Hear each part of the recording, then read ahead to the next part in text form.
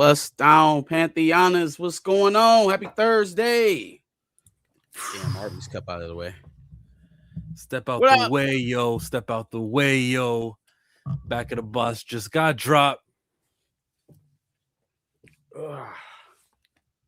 Damn. There it is. I was about to say, I grabbed my brush. Grab it. Okay. Can't start without the brush. Eugene Johnson. What up? Scream 7 was good. Boycott. I'm about to say. Free Palestine. They fired Melissa Barrera over her position. Jenna Ortega says, I don't want to be part of Scream 7. So they went ahead and got other cast members to do Scream 7. Start it up. Netflix pulled their WB offer. We would definitely be talking about that one. Yeah, it's so performative. It has the same thing to do with Scream 7. This is all Israel. They were never not going to be on the same page and transfer the company to another person who supports that state. It was always going to end up. I know that today's events kind of reinforces. What's up, Johnny? Reinforces your original thought. I have a different perspective hearing what Sarando said about it, like what their official statement was on it. But we'll break it down. We'll talk about it. Yeah, what up? Quasimodo, Lawrence, what's going on? The ID verification being pushed? I don't know what you mean. What ID? I don't know. Things like you got to take a photo on Facebook, like that kind of stuff. That's crazy. But I feel like that's huge. Like the ID verification thing is no, it's not. It's not. You know why? Because a lot of you asses, a lot of you people, when 2021 said, "Oh, here's a brand new drug without long-term research of what it does to you, but I want to really see this movie. I want to really go to the restaurant. I want to go to the gym. Okay, I'll take it and the booster." And so, like, you guys are willing to sacrifice for your enjoyment. You'll sacrifice freedoms and health over that. So I don't know. I feel like they will be successful in these ID program, if that's what you're talking about. All sites will require ID, credit card or face ID. Yeah, that's crazy. I will stop YouTubing, I think. Not I think. I know I won't. I'll just make money some other way. Maybe they'll let you post YouTube videos, but you don't get money. I don't know. The reason why I feel like, so multiple things on that one. The only reason why they would want to do that is for surveillance, right? Obviously, they would want to map out everybody, where you're going, what you're supporting, what you're watching. But they already have that capability. Like, they don't literally need you to raise your hand and say, hey, I'm Marcus from Columbus, and this is what I support, and this is what I watch, and this is who I'm talking to. They already have all that shit. Like, if we're we're kind of past, the point of any type of real privacy protections. Oh, he says it's supposed to protect people under 18. That's how they all start. You know how many of these after 9/11, oh my God, it's supposed to protect us from planes and all that stuff. Like, I'm not giving my driver's license and and that type of information to PlayStation Network. I'm not. How many times have you shown to be not a credible place? Like, my credit card alone is at risk of being ravished on the black market or wherever they that's sell. What they're saying. We're not credible. We need your credit. That's what they're trying to explain. No, hell no, fuck no. And then you're right. It goes under the guise of parental controls and we need age verifications and shit like that. Like, I'm not giving you, like, they're already in our data, like they're already getting it, but like I don't want to make it easier. I don't want to just lay down. I'll just go without. I'll go without. Let's make it illegal for you to be over here doing all this stuff. Right. Let's make leaks need to happen, which has happened with PlayStation and Sony. But people will be willing to do it, and I know people, man. Good mini topic. Thank you for bringing that to the attention of us, Lawrence. Sure. Johnny says it's because of AI and bots accounts. They're trying to stop bots accounts online. No, it's not. I was about to say, because a lot of the companies run the bot accounts. How many bot accounts do you think Disney has online on all these social media sites? Oh, so millions. They don't want that gone because that's their way of garnering public support. It's not like they're actually working for it through their creative work anymore. Yeah, it's how they engage the people who are supposed to be customers. Mhm. WWE does it too. The way that they monitor the Squared Circle subreddit and try to make their stuff more popping than AEW or whatever other company, they try to do that. It goes beyond just engaging. Engaging is smart, right? Like that's marketing. It goes where you are trying to hurt the sentiment that it becomes dishonest and a little bit nefarious. All right, when you're adding in seemingly, just alternate thoughts into the discussion, and it comes out that a quarter of that faction isn't real people. It's like, all right, well, we kind of see what you're doing here. It's easy to drum up support when there's a lot of people talking about it, and if you got a lot of people to push your narrative, then you'll get some support online. It's not rocket science, but yeah, no, I don't think that they necessarily want the bots gone. Most of Twitter is bots. VPNs will make a killing. You know who's going to succeed in this? The next Chinese company, the next TikTok, the next video platform that doesn't have these The dystopian things. verifications. Yeah, VPNs are kind of pointless. Like for me, the people that I would want out of my stuff, a VPN is not going to cut it. It's just not. Um, Duck Duck Goose is not going to keep Palantir out of your shit. So, DuckDuckGo. Duck Duck Go. There you go. We jump to Bleeding Cool for our first story. A better look at Marvel Comics' new Wonder Man, Vin Lerner. I'm sorry. So Marvel they introduced. renamed him. He's not Simon. That's not they renamed him. It's a brand new guy. Marvel Okay. introduces Vin Lerner as the new Black Wonder. Why is Black with a capital B? Maybe it is. It's Black History Month. Yeah.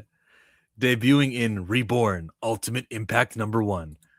Origin boxes from the Ultimate Universe spark the creation of unique heroes and villains in 616 Marvel.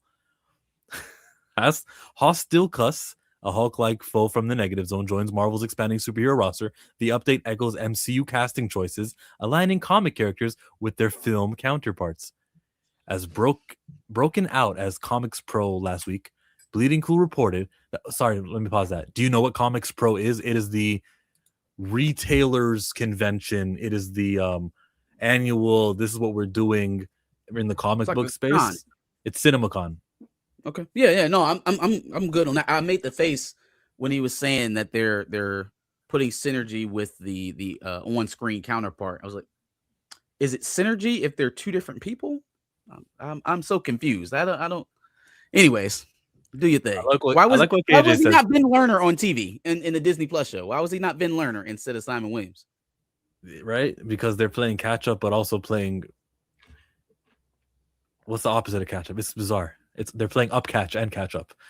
And he got He the says, weird "Yeah, I'm gonna just get more black indies, dog. You know what I'm gonna click on next. You know I'm going to Stranger Comics right after this. Yes." Yeah, I Killmonger haircut, the speak of synergy, even though we're giving them a completely different name here in the comics. It's almost like they know comic book fans are not going to stand for Black Simon Williams. So we'll do the real thing here, but all that TV stuff is up to Feige. Maybe. I'm spitballing. And then the comic gets debuting and it's called Reborn Ultimate Impact. All right. Can you please, Kevin, and everyone who's in charge, this character right here who's on screen, please put him in an ongoing comic book. #1. He's the lead. Let's see how it performs. Please. I want to see it. I want to see it flop. T. Robinson, what up?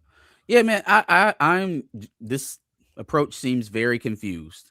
Like the comic book creators are speaking synergy, and they have an exciting new character that they want to show, and TV kind of just swapped it and put it in the form of the character that they wanted them to be. There is no synergy, right? Like they're two completely different people. Again, we have to retire this haircut. If there was one thing that came out of Black Panther that was more detrimental than anything else that could have ever happened, it was that fucking haircut. It is seized non-black artists' minds, and I mean from comic books to video games. it has seized their consciousness. When they see a black person, they see this haircut. We need to rip it out of their minds. I am so tired of seeing this fucking cut on every black character in comic books or video games or wherever, television shows. It's gonna make me throw up. Tired of it. Cut that shit off. Let's jump to this super chat that just popped in.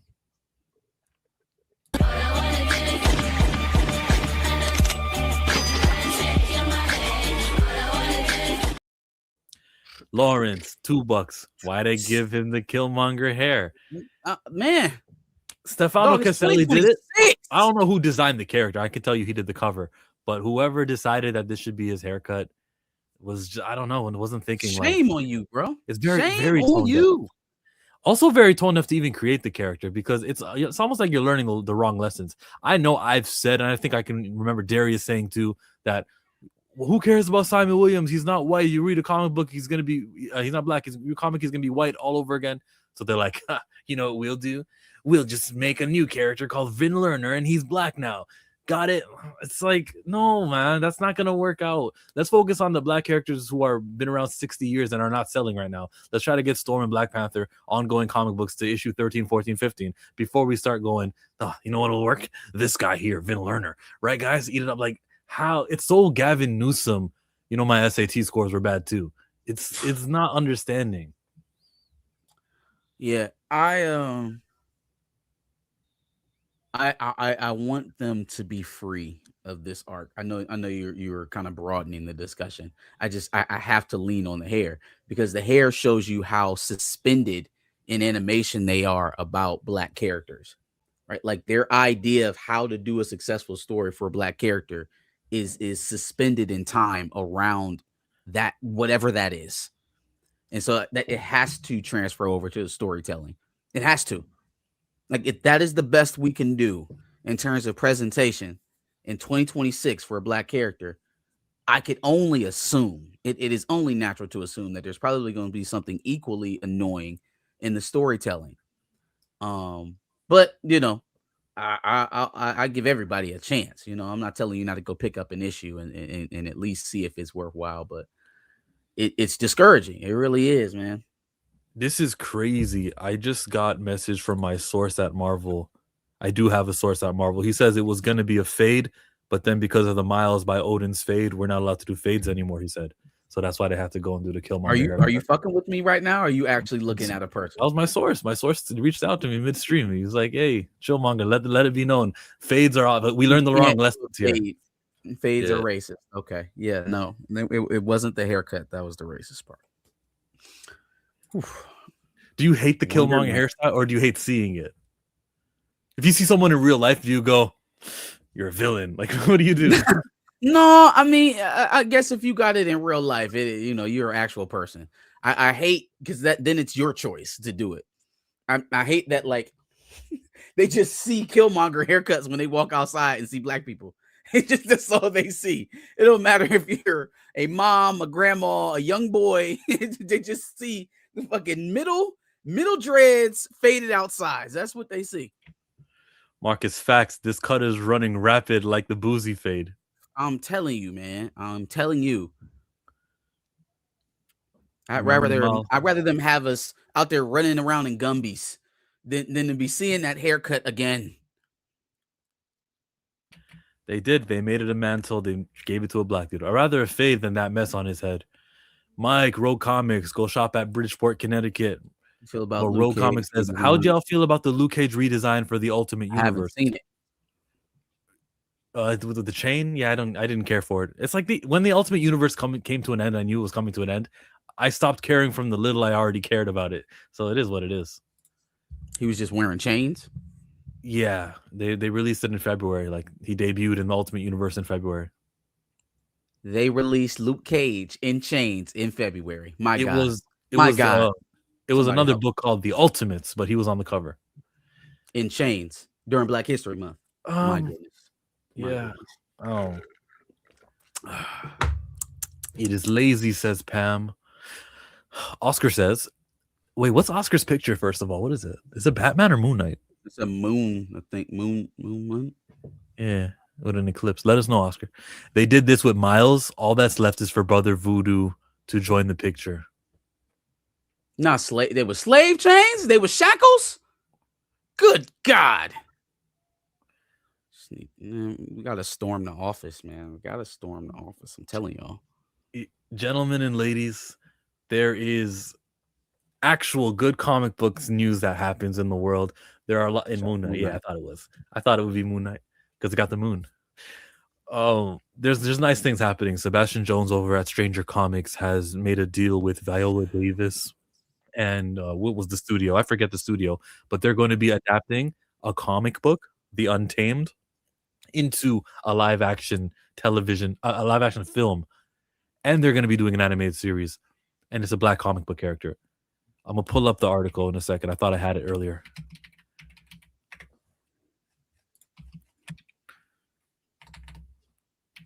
You can talk. I was trying to find the link you had sent it to me. I was trying to pull it up here. Got it on Hollywood Reporter right now. Copy and paste. Yep. All right, I'm dead ass excited. There's a lot of things that piss me off in our entertainment space. This is not one of them. No, why do I got ad block? Hold on. Continue without supporting. All right, we're good. Homeworld Entertainment. Does that sound familiar? Homeworld Entertainment? No. Mm-hmm. In Stranger Comics. I know what it says in the paragraph. Okay, you got it. We got the same article up. That's what I was literally reading the byline right there. Okay, I'll read the article and we'll stop. But we're reading the whole thing because this is the shit we're talking about. This is the promised land. This is why you talk about these independent comics so that one day they can garner enough cachet where we can do a project with Viola Davis is attaching herself to. It's well budgeted. It's gonna like represent and be widespread. Also, it's kind of why I really love what Ianu is doing. Also, from a comic book space, there's a few, and you can buy this comic book at your shops now. You can go and say, "Hey, comic book shop, Lunar is starting to distribute The Untamed from Stranger Comics." And you can do that. Go to Stranger Comics' website also for more information on that. I'm gonna go to it when we're done this. Remind me to. Also hope everybody went and picked up their copy of the Dakota verse, the retelling of that story this week. You know, they got a challenge to get to 100,000 copies. So I've seen some reposts, some people picking up multiple copies. Seems like there was some enthusiasm. So let's keep that going. Yeah, I'm starting to see go ahead. No, you finish. But just to add on that I'm seeing so much of it. Obviously, it's my own window, my own echo chamber of Milestone fans. But I'm starting to see so many things retweeted and liked, and there is a chance that a second printing could be forced. That obviously doesn't mean 100,000 units will be sold. It's just like nice to know that with enough gusto this time, we might be able to enact some sort of result if DC wants to budge and admit, okay, fine, we'll do another printing of it. Enough comic shops are asking for issues and we don't have enough supply anymore. Well, still, I maintain a sellout is never good news. A sellout means your comic book didn't pre-order enough because you, the audience, didn't speak to the shops in droves and place orders enough for them to make more comic books 3 months ago or sometimes 1 month ago. In this case, I think the FOC was February 2nd, and that's for a comic book coming on February 25. So to add to the bucket of new projects, new independent projects, I don't know if we can consider it independent anymore because they just got a very large funder and producer. But there's a project that's been being worked on. I kind of been following them on social media. It's a project called Captain Zero, and they actually had they cast it a little while ago. They casted Keith David. I think he's going to play the narrator of the story. It's an animated flick called Captain Zero, Black creator, Black hero. It's being produced right now by Whoopi Goldberg. She just picked it up. Her and whatever production company she's either owns or working with or whatever. But yeah, they just picked it up, and I remember seeing a clip from it a couple years ago, and I was like, damn, this is pretty good animation to be independent. And they just kind of been getting their word out there, creating more and more of the project, and it seems like they attracted a pretty large funder. So congratulations to Captain Zero, and I'll definitely be looking to hear Keith David's voice all over that production for sure.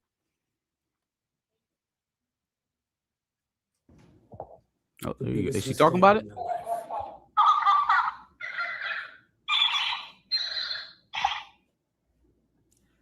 You see, anything you say.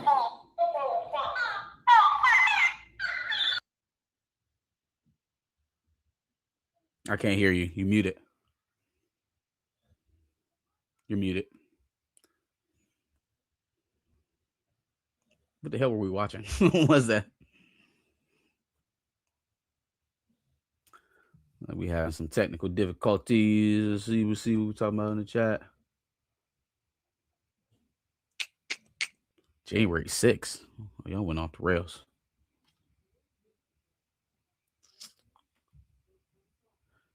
Any of you heard of the Harriet Tubman comic book? Interesting. No, his cape gonna have a split with the Haitian flag and the American flag. I don't even know what we're talking about there. Y'all are completely off from me, but we do got another super chat. So let's see what we got going. Sorry. Do you hear me nice? Yeah, I hear you now. Okay, good. About to run this super real fast. Doing all these shows, I've been on the road, I don't care where I go, long as I get paid. Bad little fire, she been on my mind. He had the Killmonger haircut too, actually. Do you support Jonathan Majors deciding to work with Ben Shapiro, or is he a seller? That's another topic. You'll read the title, Lawrence. Oh my god, another topic. You'll get your answer. There's another topic. Yeah, you'll get your answer. I'll just I don't know. I'll table this one, but thank you for the $5. I don't want to get into it now because I don't know. And I see your last 5. We'll get to that one for sure. I haven't forgot about you. Go ahead, Chill. No, I'm done. I'm just saying, like, this is too early. I'm still trying to put some. No, I'm about to read the article. Didn't you want to read the article? Okay, let's read the article. Get rid of that thing. Viola Davis tackling adaptation of Afro fantasy graphic novel The Untamed. Exclusive. The EGOT winner, Emmy, Grammy, Oscar, Tony, and her partner Juvi Productions, Julius Tenon, will produce the fantasy revenge epic alongside Homeworld Entertainment and Stranger Comics. Viola and Julius Tenons is bringing Afro fantasy graphic novel The Untamed, A Sinner's Prayer to the big screen. Juvi has teamed up with Simon Swart and Andrew Cosby of Homeworld Entertainment. I never heard of Homeworld Entertainment. Have you heard of that studio? I have never. I just hope the budget's going to be there. To tackle an adaptation of the revenge fantasy indie franchise created by Sebastian Jones. If you guys ever watch Black Comic Lords, Sebastian Jones is often there. He's a guy he's British, but he lives in LA right now, and he goes to every freaking convention, and he's good at marketing. Like Stan Lee, Stan Lee is good at marketing, and Marvel wouldn't be it without Stan Lee. Yeah, Stranger Comics has their own little Stan Lee over there. Sebastian Jones has been running the fantasy franchise for the last 10 years via his Stranger Comics. Will outline the script and direct the adaptation. Pause there. That's big. I need to know what else you've directed in your life. I'm okay with you being part of the script, as I am with Children of Blood and Bone, having the same author as a consulting producer. I get that. So definitely be part of the script. You're directing. Did you go to school for that? I don't know. Maybe if the answer is yes, I'm fine with it. But that's worrisome. I mean, so what do we talk about most of the time when we want to see like good adaptations? We want it to be true to the source. So at least from a starting place, we can say that whatever it's supposed to be, that we will see it on the screen. We won't have to worry about losing things in the crossover of the adaptation. I think where maybe some of your concern is like large scale delivery, like how does it play to the broader audiences? I don't think a project like this is going to be able to survive off of name recognition anyways, because it's not a known commodity. It has a fan base, I would assume, since Viola Davis attached herself to it, but it's not. I don't think it's a generally known. Probably y'all can correct me if I'm wrong. If I know about this IP more than I do, but it doesn't seem like it's something that has very broad crossover appeal right now. So, does it hurt you to have a no-name director who just so happens to be the steward of the IP? Only if it goes terribly. Like only if it goes bad. It's kind of hard to tell if it will now. But I think the fact that it's not well known gives it a little bit of space. It gives it a little bit of wiggle room to kind of do what they need to do. The expectations aren't so high. If they would have cast Antoine Fuqua, if they would have got Antoine Fuqua to make this, the expectations would have shot through the roof immediately. This kind of allows you go out there, make 300, 400 million in your first movie, and maybe it won't be over with because everybody had low expectations to begin with. 300 million would be absolutely amazing. It'd be good. I don't think Homeworld Entertainment gives much of a big budget. Woman King only did what, 50 million? Like that's Viola Davis's last big movie she was part of. I didn't realize it did less than 100 million. Somebody fact check me on that if I'm right or not. But I was say that's a bomb. Yeah. Maybe the budget was 50. The budget was 50 million. I'm wrong. The budget was 50 million. Yeah. Anyways, someone fact check me. I think it was 75. Who cares? Back to this article. So yeah, we just see it way differently. If this guy has no experience at directing, terrible move. Sebastian Jones direct the adaptation. Davis, Tennant, Swartz, and Cosby will act as producers on the project. Set in the film fantasy world of Asunda, the Untamed follows a character known simply as the Stranger, who returns to the lawless town of Oasis. Pause right there. So many names just get thrown at me. The world is called Asunda. The book is called The Untamed. The main character is the Stranger. They're in the town of Oasis. We gotta realize like this casual audience are not just like ready to jump into a big world where we gotta learn all the names and all the places. This is the Hollywood Reporter. This is not the people who are making the movie. You can't stop the Hollywood Reporter from writing an article. You know, this is their description of it. I'm not mad at the article, and I'm not mad at Hollywood Reporter for reporting this. I'm more so mad at the guy who created this fiction, who decided that the book is called something different than what the publishing company is called, and the publishing company is called something different than we got the land of Oasis. Sorry, the town is called Oasis. The land is called Asunda. There's just so much to throw at me. I mean, it doesn't. I don't think it differs all that much from Wakanda. I mean, you have Africa, and then there's Wakanda within Africa, and then there's the Crown City within Wakanda. It's lore, right? It's the stuff that the people that they want to obsess about this product or this movie. That's the stuff that they're going to want to attach to. That's the stuff that they're going to want to spin off to make TV shows about, and sequel movies and prequel movies. Is those little details that build out the world. We can't take that part of it away from them just because it may be complicated. People follow complicated stuff when they like it.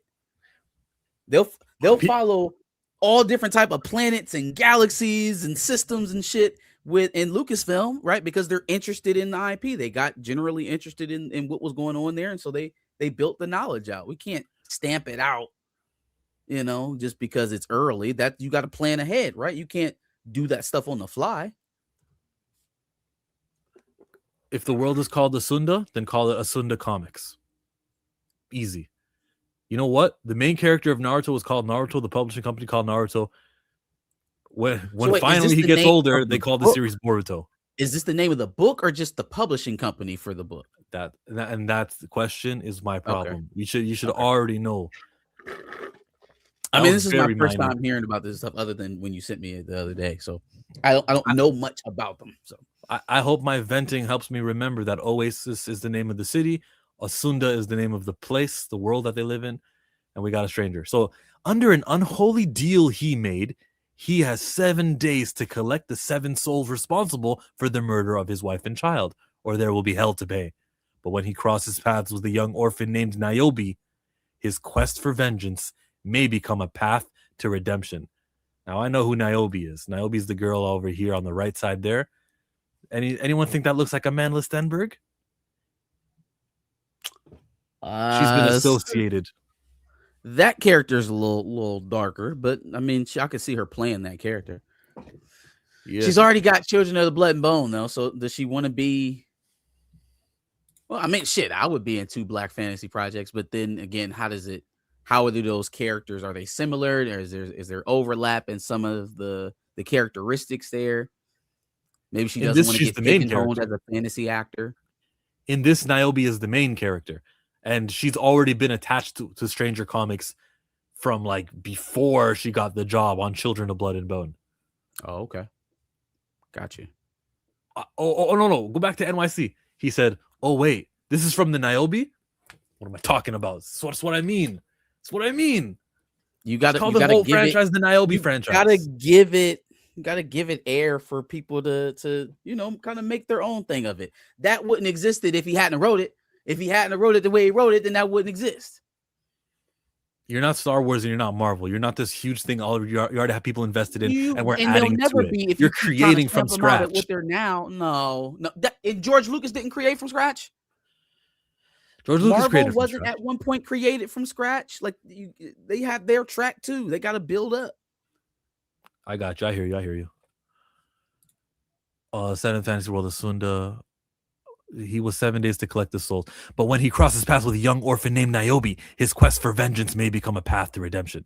While not a known quantity by those who frequent comic shops, Sebastian Jones's Untamed has grown into an indie hit thanks to direct-to-fans outreach such as successful Kickstarter campaigns and a constant growing and popular presence at comic conventions. That is true. That's not hyperbole. He's killing it with Kickstarter, always meeting his goals, and he's a presence in conventions. Since 2015, there have been 8 campaigns set in the Asunda world, totaling 600K, with the last round raising over 100K. The fantasy worlds are a blend of medieval European history and African history and settings. With the works of J.R.R. Tolkien being an influence, Jones runs the company with Daryl May and Joshua Kozine. My goal has always... I was just going to say he's got good historical references, pulling inspiration from Tolkien. It's not bad. My goal has always been to create a poetic and cinematic drama wrapped up in a badass vengeance tale with the world at stake, said Jones in a statement. For the setting, imagine the mood of a spaghetti western or a Kurosawa epic set in a beautiful and dangerous fantasy landscape. That's what I want. I don't want to see any thematic tropes. I don't want any of the negativity. Just give me something historical in the past. So they got cool dresses and the men will probably be wielding swords and all that good stuff. Kurosawa, spaghetti western, except the continent is different. That's all I'm looking for. Having Davis involved is a full circle moment for Sebastian Jones, as the EGOT winner wrote the foreword to his original Niobe Shia's life graphic novel. In a statement, Viola Davis and Tenon said, "When Sebastian shared this incredible narrative with us over 10 years ago, we knew then that the inclusive fantasy world of Asunda would resonate with audiences on a global scale.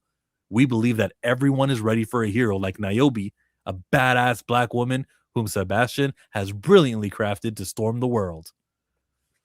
Viola Davis is behind it. For 10 years, they've been talking Viola Davis. Tolkien is a racist? He's like a 7-year-old white man. I will just be unaware.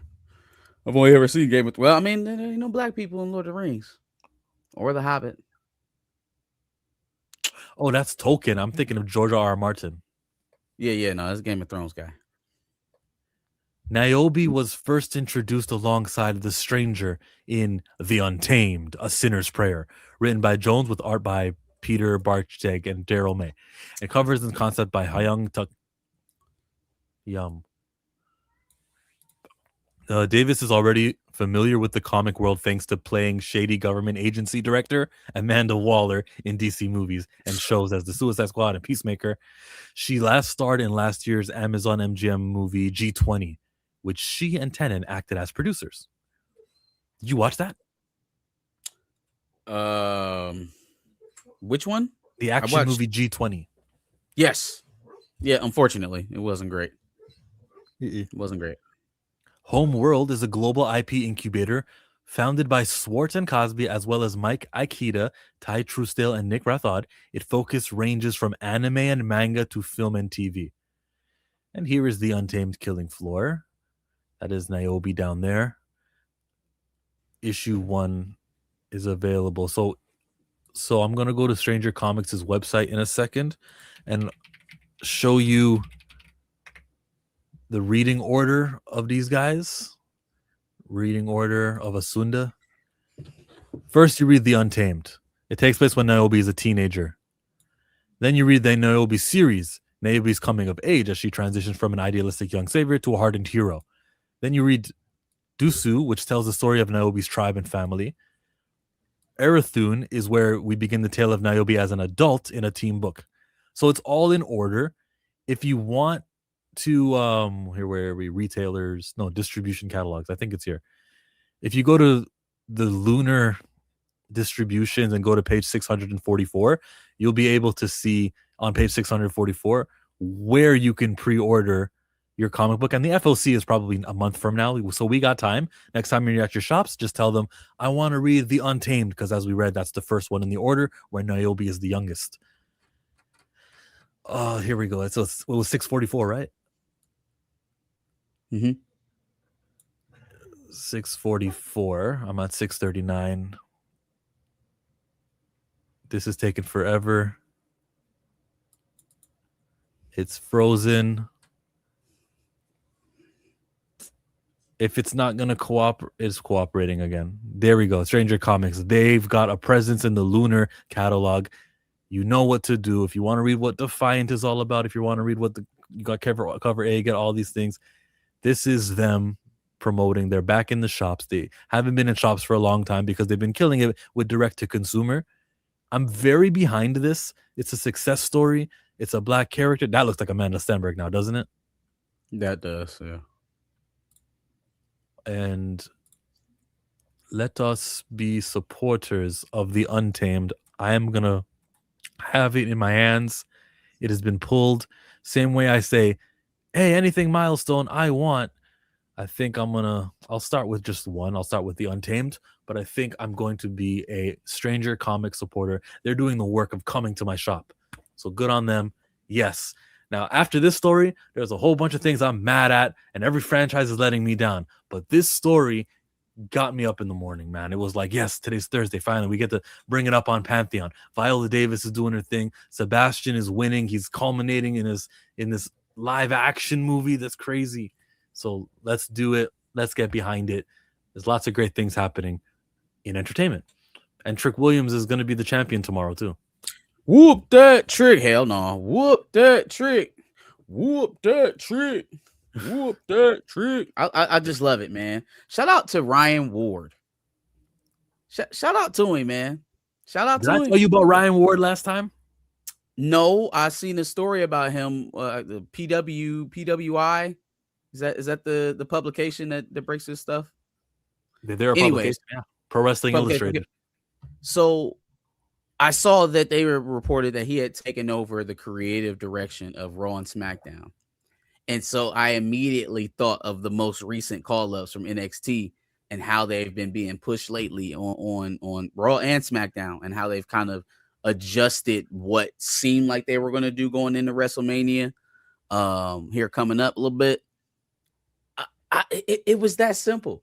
It was just that simple. Like, get some of them young, high-flying stars you got in the developmental joint, get them on the main roster to inject some fuel into this thing, man. It was fucking Gunther, Vision, and Tiffy time every fucking week, and it was getting old. It was getting very old. Lash Legend is a breath of fresh air in the women's division. Trick Williams is so far over that they're gonna have to they forced it. The fans forced Trick Williams into the position he's in right now because they were so enthusiastic from the time that he debuted all the way through now. And then with Javon Evans, I think is the sleeper of the entire group. I think he could even be bigger than Obafemi because he's a high flyer and he's 6'5". He's big like they want him to be, and he can do just about anything in the ring. So I love it. I love it. Never let you forget though. Booker T said none of those people were on the roster. He's not an intellectual. You know, when he was in school, they asked him what 2 + 2 was, and he was like, Thomas Jefferson, sucker. Like, he was never a guy. I just didn't like it. It just rings in my ear now because the only thing they needed was an opportunity, and now all of a sudden the floodgates then opened. It's all of the young pipeline just feels like it's a bunch of black talented players coming in, and it's like, oh, but I thought if I had to listen to Mr. T said, well, I just don't see the talent for the black wrestlers anymore.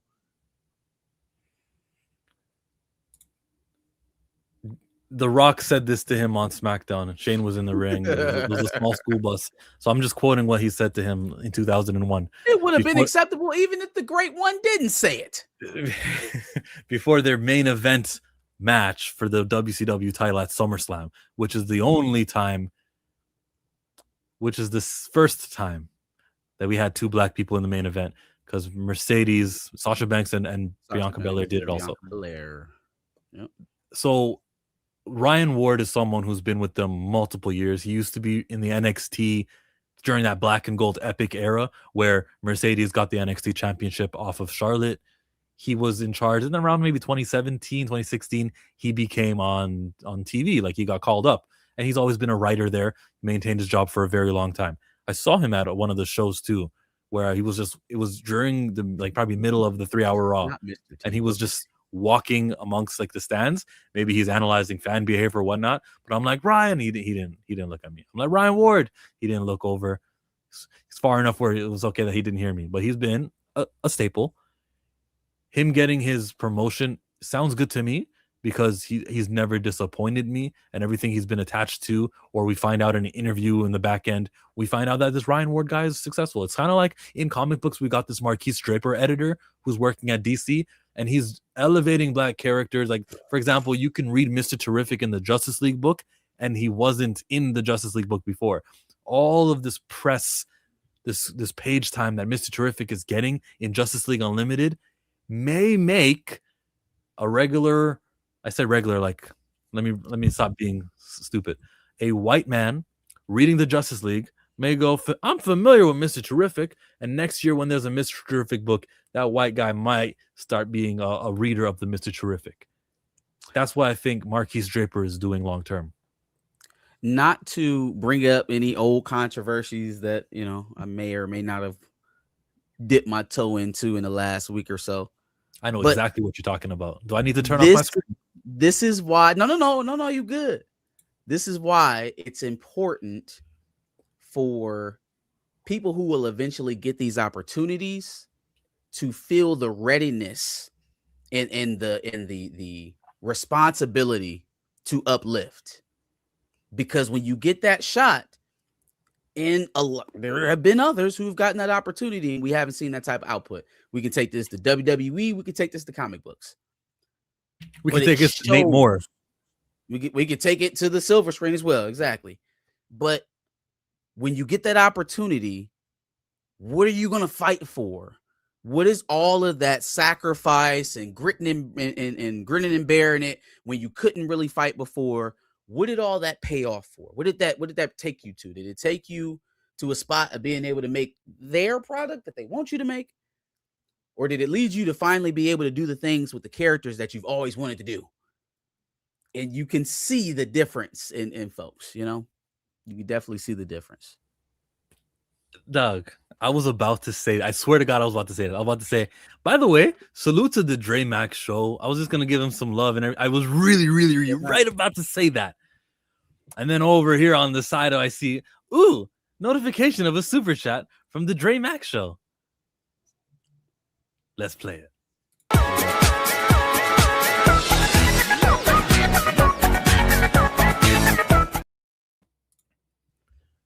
Showing love, family. Love you guys. Recast Titular. Recast Titular? Who's that? Who's Titular? T'Challa. He say his name. Say his name. He had to tag me in real fast. You know what I'm saying? I had to hit the tag team, tagged him back in. You know, he wanted some more, so I understand. I think Lawrence had one more too. Lawrence had like And 2 of them. we didn't get to. He had 3. That third one is his as well. Okay. I'll play the animation. Might as well do it while we're here. Yeah, do it. You know, I really wanted to play this one, this animation.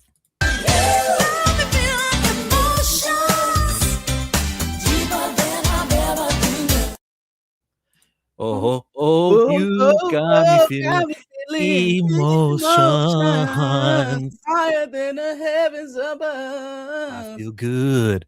I feel nice. I never felt so satisfied. I'm in love. So alive. Intoxicated. Flying high. Feels like a dream when you touch me tenderly. Put it on the screen, so I'm gonna go ahead and do that for you. Who's that? She was about to hit a note that I can't. So Lawrence with the 5 and the 5. First he goes, thanks on MAGA Mountain. MAGA Mountain. Paramount. MAGA Mount. Yeah, you want to do that one next? The studio? Okay. That could be a good transition. So here's what I feel. I don't think it was this like big grand conspiracy to always get it to Paramount, because if they were all in league to get it to Paramount, they would have just started there and then fast tracked it through if they had that capability, which I think is still kind of dubious. It's kind of up in the air on whether or not they can actually force it to Paramount, clearing all of the, well, let me step by step here.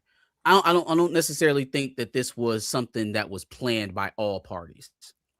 Maybe on the Paramount and government side, but Netflix was looking to acquire it. But what Netflix wasn't looking to do was making a Fox-like purchase of WB. Like, we don't want to overpay tenfold just to say that we got it. You know, like we're fine where we're at, and that's kind of how they communicated in the aftermath of this when they backed out. They gave Netflix 4 days to reconsider whether or not they were going to make a higher offer. They came back in 3 hours and said, "No, we're good. We're good." Now, it could be a posture, right? Like companies do that. Maybe they want to seem strong, so they responded as quickly as they could. They had a line that they weren't going to go past, but at the same time, I see it equally as reasonable to say they looked at what Warner Brothers was willing to pay. Number one, they looked at the financial structure that Paramount is currently in. They lost $500 million last year on their films that they produced alone. Right? Before we talk about any other downline products that they were expecting to make money on the films, the most profitable thing that Paramount has, they lost $500 million last year. Wow. So while they're offering $31 per share, which would take the total purchase to $111 billion, not only are they offering to pay the termination fee to Netflix, which is $2.8 billion, but if this thing doesn't clear regulations, if it doesn't meet the threshold to become a lawful merger, they owe Warner Brothers $7 billion. So to me, if I had a dude that I knew was broke, and here he is, oh yeah, no, I'm offering you this, and I'm offering you that, and I'll SMD behind the office if you let me, right? He's desperate. He's desperate.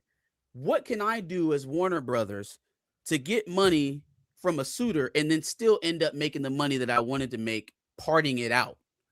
Like, I could do that. I can let this thing play out. The FCC denies, or it gets held up in court. And the reason why I say that that's such a ace on the landscape is because politically right now, the guy who was the shield for this deal getting through, the guy who's supposed to be the head of the spear, he got other shit to worry about. He doesn't have time for this, nor is it it's not in his hands, right? He can try, and he's shown that he will try to influence people to make these type of decisions, but he's lost Supreme Court cases. He's even had people like the head of the Treasury, Jerome Powell, buck him.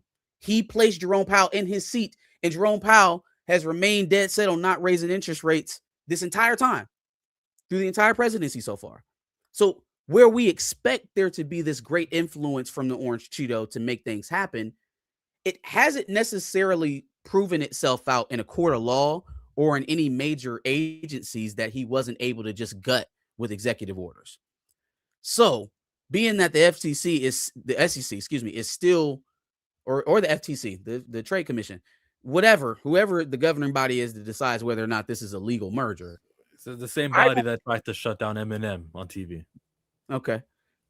I don't think he has a chokehold on them. I don't think he has that type of influence. Now, what ultimately ends up happening is either Paramount overpays, and with the debt that they're already in and taking on all of that from Warner Brothers, they can't hold it, and then they're forced to part it out and sell it.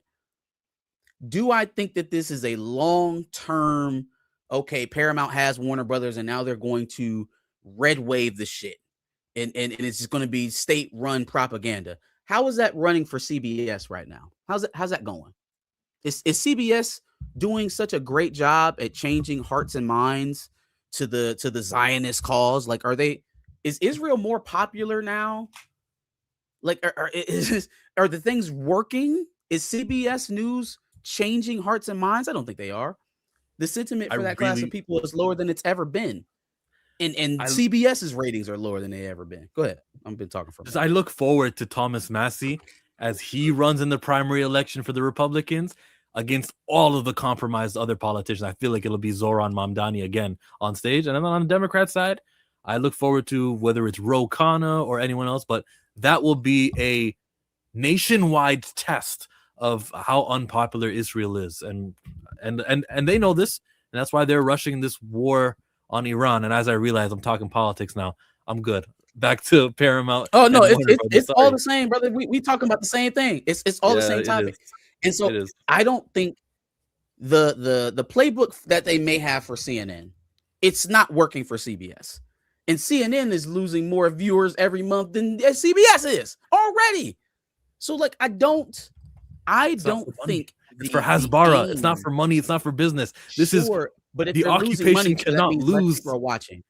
If television shows are losing ad money, that means less people are watching. And if less people are watching, how successful of a propaganda tool is it? Like I don't think they're growing their audience now with the people who actually do watch that type of shit. And then the next generation of news viewers are surely not going to CNN and CBS to get their news. So if you want to spend $100 million on something you can't afford, that you'll just eventually end up selling anyways, again, then Netflix is like, all right, well, surely the price will have diminished a little bit by the time Paramount has to sell it off. We'll just wait because it's not something we need. He needs it, and he'll overpay and overextend himself to get it. It's certain Netflix is not a willing participant in this performative bidding war. Netflix really wanted it. Good for them. And it was maybe David Zaslav. Look, the outcome of Warner staying with the occupation by selling to David Ellison, that was always going to happen. And maybe he used Netflix to charge more for it, maybe. But it's just inevitable, bro. I don't have any. I never played along. I never retweeted. I never cared to read articles, watch videos about, oh, did you see this? This is the latest update. Here's Netflix. Here's Paramount. I knew this was all a dog and pony show. And here we are with Netflix officially saying that they will not. Well, let me read their article. It says Netflix declines to raise offer for Warner Brothers. Yes, they gave them 4 days, and they said, "Where's the same day?" No, we're good. Yeah. They said it's a superior proposal. They called it a superior proposal. All right, cool. That's what Warner Brothers said. Warner Brothers said it's a superior proposal. Netflix was like, we're not going to overextend. But here's how, I'll put $1 on this to say is how this ultimately goes. I think the questions that Netflix had to answer on Capitol Hill about how much power they were going to have and whether or not they were going to stick with the theatrical model. I mean, for better or worse, you could have lied about that stuff and just kicked the can down the road. Can you kick the can down the road about your current financial fitness? Hey, my dad is the richest motherfucker in the world. Does that suffice You know what I mean? Like, hey, you've been running the company for a little while now, and it's going the opposite direction, and you're about to make a sizable purchase.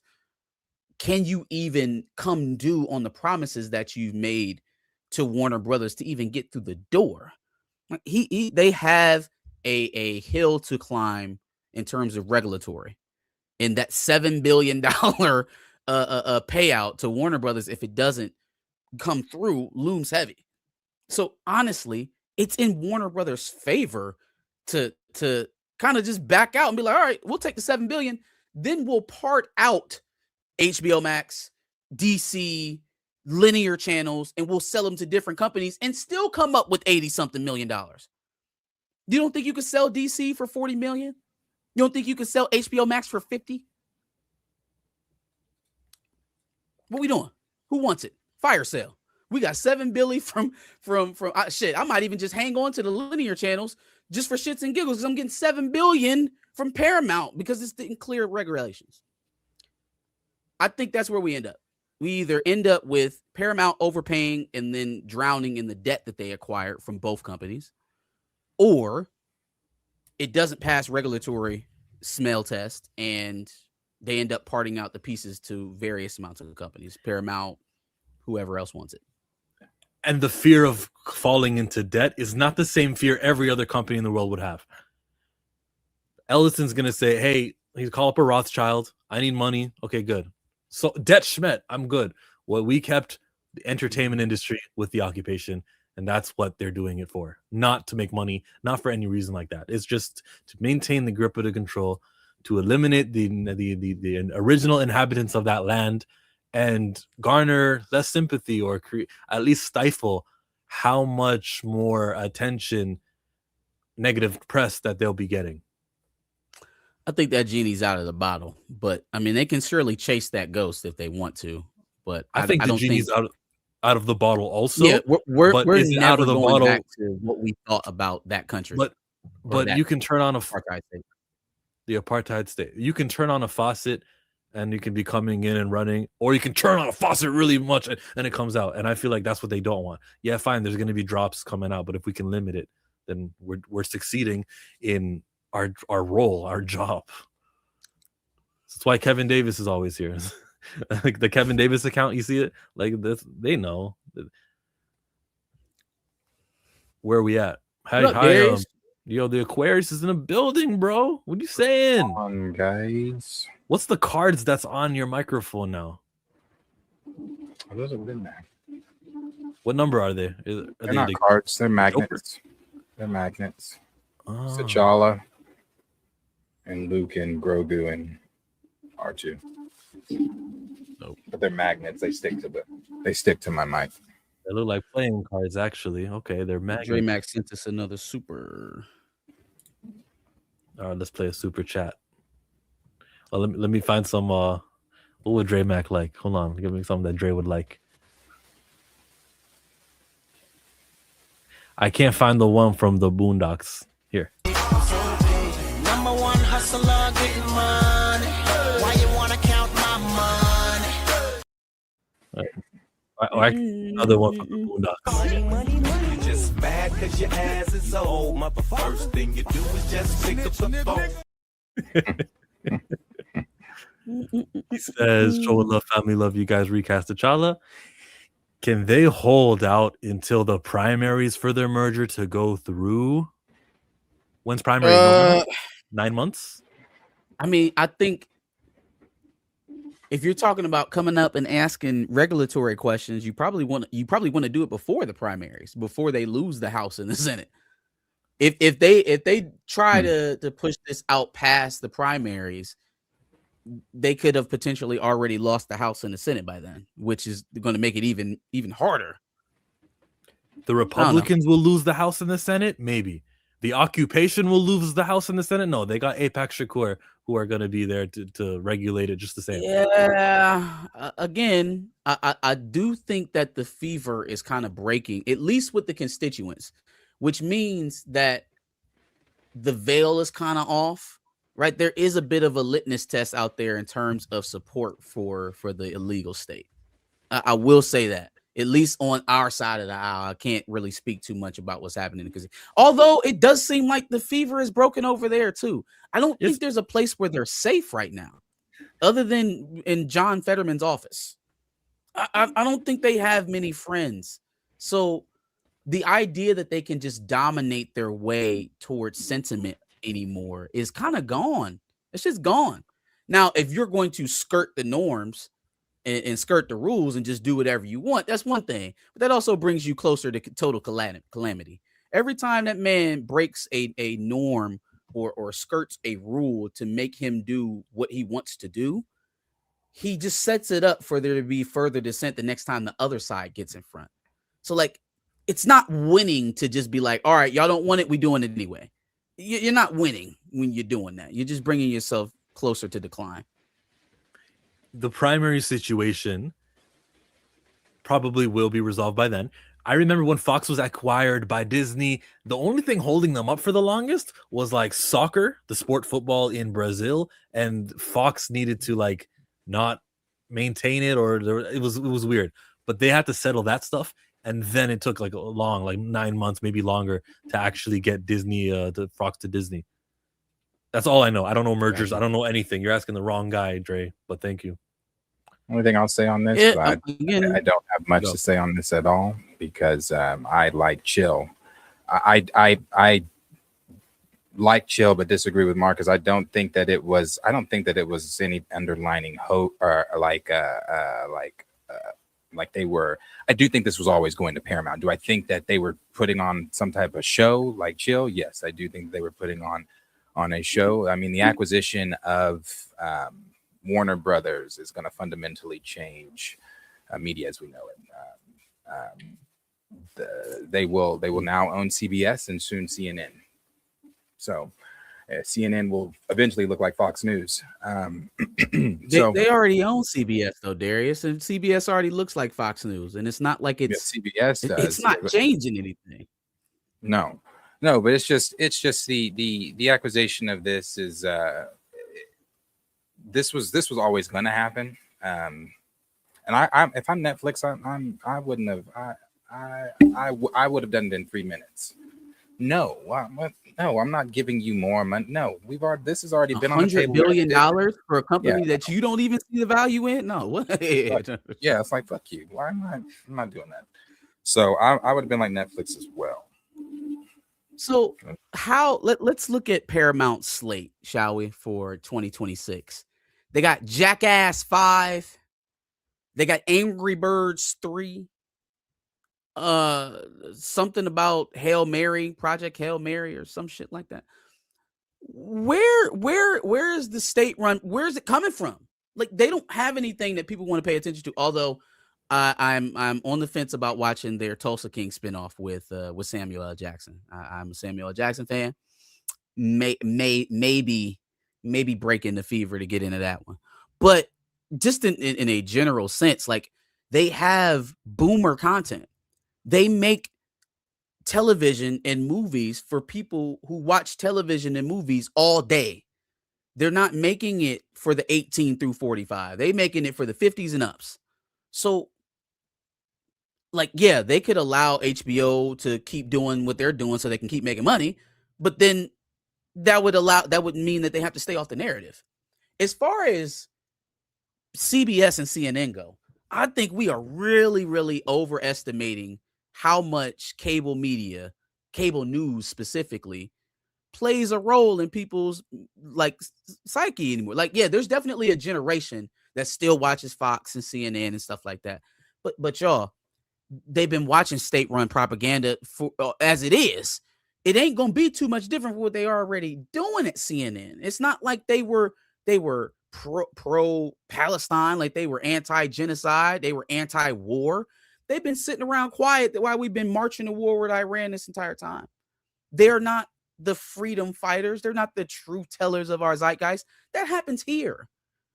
That happens here on this platform from independent creators. And that's the way that this has been trending for at least a decade now. So I understand how CNN was a figure or representative of something in the liberal structure of things. I get that. Could be a shock to the system to be seeing Bill O'Reilly on CNN or some shit like that. But like, really weigh it, right? Like, is it more beneficial for a billionaire playboy son of some rich asshole to fall flat on his face with billions of dollars at his disposal? I let him do it. This is a fool's errand. There's nothing about this that makes fiscal sense, or even in the nefarious ways of trying to call people's minds. It doesn't make sense. You would need to go purchase YouTube. Go buy YouTube. That was the idea with buying TikTok, is to force people's consciousness back into being docile. So you need to go make a purchase. And over well. CNN, who are you really affecting? Man, you're just going to make sure that the channel dies faster than what it was already doing. That's how I feel about it. I mean, I can't make heads or tails about the conspiracy behind it or whether or not they plan this, but I don't really see the benefit from Zaslav's point of going to Netflix, right? Like, if it was just a, hey, this is my number, offer it to me and you'll get it, we could have done that at a dinner. I do think that they were genuinely looking at, and this is the first time that Paramount's price crossed $30 a share. This is their first offer that went over $30 a share. Some people were thinking they were going to go 33. They were at 28, 28.5. Then they came back with 31. Netflix said, no, I'm not paying you $100 billion for this. You don't even want it. So that's where we at with it. I agree with you on the, that CNN is not what CNN once was, and the liberal space and things like that. And not, some people still in the liberal space do hold it up to that standard. Now, do I watch CNN? No, I consume my news obviously from internet and things like that. But there are a good group of people that still are consuming their news from platforms like CNN. And that's not our generation of people. It is a generation above us and then above them. I know my grandmother's constantly watching the CNN. Voters.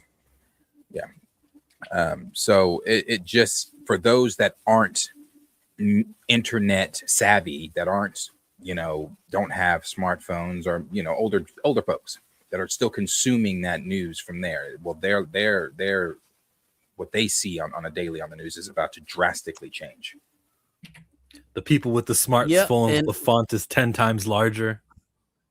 Yeah, not to be morbid about things, and we love our elders and stuff like that. But let's just say that we are slowly but surely becoming that new voter generation. All right, like the older millennials are starting to replace boomers and Gen X's a bit in that block. So it's not. I just don't think it's totally like. I think they love the idea of being able to control all media and have a concerted voice. It's much more of a fruitless task than people make it out to be, though. If we take into account that these things are so devalued that Netflix didn't even want them, like they didn't even want them. Like it was a supposed to be a notch towards Paramount, or an additive to Paramount, that they were even taking on the linear channels because Netflix didn't want them. So you have to find something else to do with those things. And so when I think about where all of these companies are going, where they're trying to push their audiences, it seems counterintuitive to overpay like this for one linear channel, for CNN. Like, first of all, you're taking all the rest of the stuff too. You're taking TNT, you're taking Turner, you like, there's more stuff that comes along with this. You're gonna have to figure out what to do, basketball, what sports you're gonna re-up with. Like, everybody trusts David Ellison to deal with that too, to deal with the contract negotiations with these sports leagues. Like, it just doesn't make sense, man. You're taking on more trouble than what it's going to net you on the positive side for your dad's pet project. Like,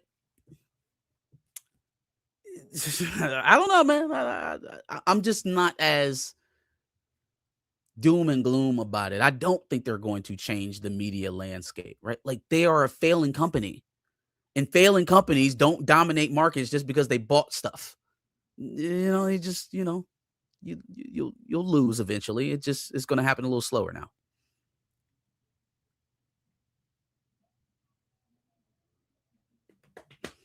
This will be another interesting one to see how it plays out. For sure. I mean, I'm definitely not pro Paramount acquisition. I guess we can take a sigh of relief on the whole theater thing for a little bit because Paramount is still attached to having theatrical success. But the state propaganda stuff, y'all, we were there. That's what CNN is. And if you think that they were ultra left wing to begin with, then we having a whole nother discussion. Like we are having a whole different type of discussion. But we'll see. Like Darius said, we'll see how it plays out.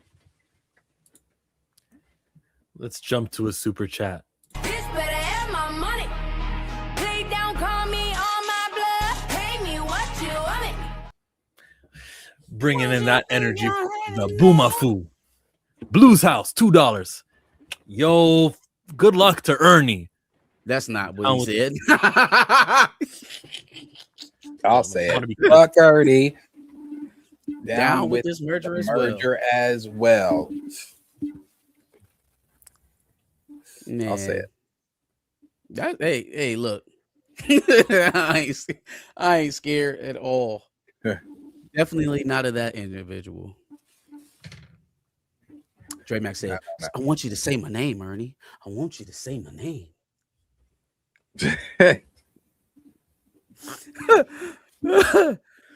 Oh my God. What a week. Blue tweeted something earlier and he made me want to go to the stream Ernie was doing. And I did. And I rewinded like 3 minutes. Are you talking about the one he did just today? I watched it too. Okay, go ahead.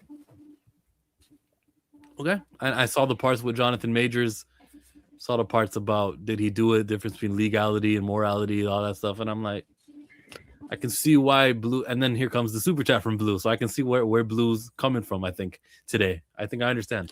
It's not only on the opposite side of Majors. Oh man. Oh no. He's been on the opposite. That's another reason. Like first of all, I don't fuck. I forgot why I didn't fuck with Ernie until this whole stuff with Comics Explained, and he was on my timeline, and then it refreshed my memory of why I don't fuck with Ernie. One, the recast shit. His opinion on the Major situation is far right as his opinion on the recast shit. So I'm just like, Ernie is, I'm not gonna say he's, because Ernie's obviously not anti-black, but his opinion on some shit is very like, brother, what side are you on?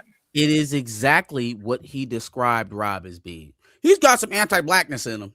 No, like nigga, how dare thee? Right. Jeez Louise. But yeah, no, we ain't got to spend too much more time on that. What's the next topic? I hope you got your money's worth. Mm-hmm. Jump in, Joe. Oh no, we got another one. Another one.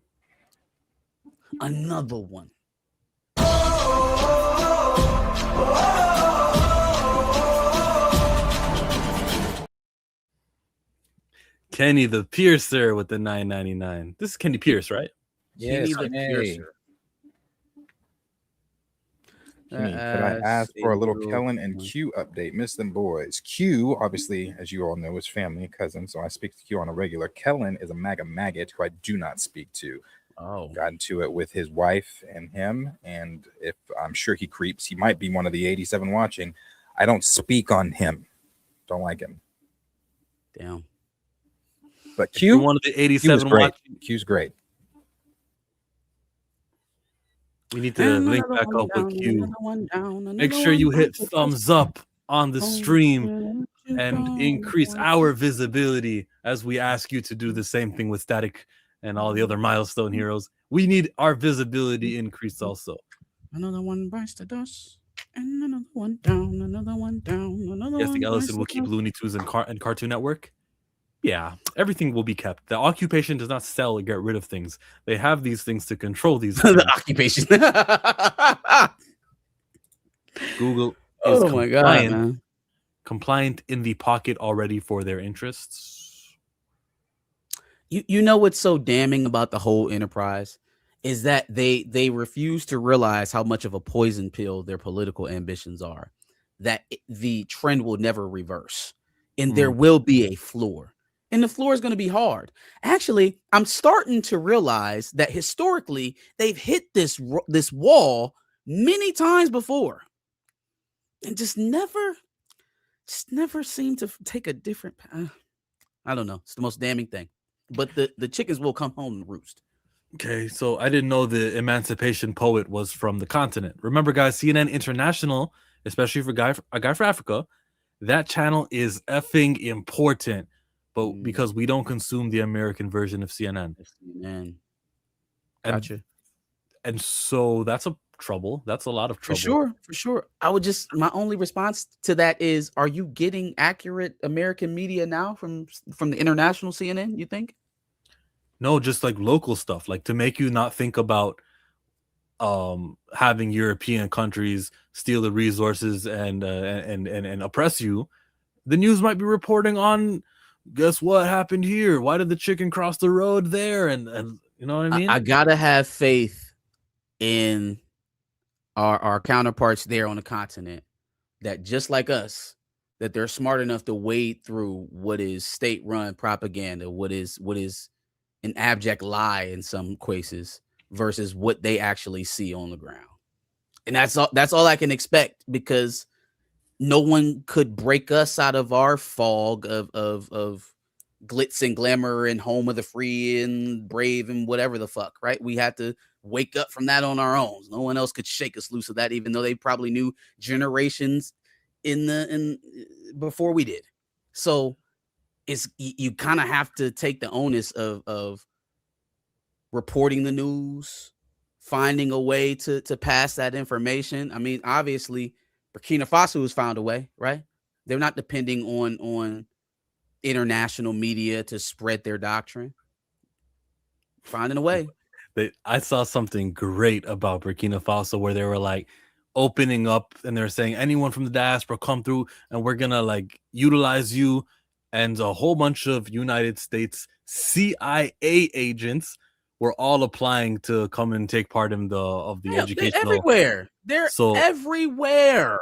So they found out about it being everywhere. Absolutely. And so they found out about all the sellouts, all the Michael Langleys and working for the CIA. And they're like, all right, cool. You're all on the list. You are all not coming to this country. By the way, we cancel our program, the outreach program we were going to do with countries from men from other countries. So I thought it was like really, really genius. So like 250 people. Anyways, young people are getting their information on their phones. Also, whether you're here, there, and the life expectancy in a lot of these African countries are not living up until 80 years old. The young people are more impactful. The old people die off younger, which is actually terrible. But also in this case, the regimes or the traditions are all going to fade, bro. Ghana stepped up recently with their election. It's not just Burkina Faso right now. There's some other players who are waking up and fighting back against colonialism to a point where we might just have award shows and BAFTAs in Burkina. It'll be called. Let's do something else. It can still be called the BAFTA. He says that's why I don't believe in Pan-Africanism. I was not trying to shoot at Pan-Africanism or trying to sound like a diaspora warrior with this one. I don't know where you got that from.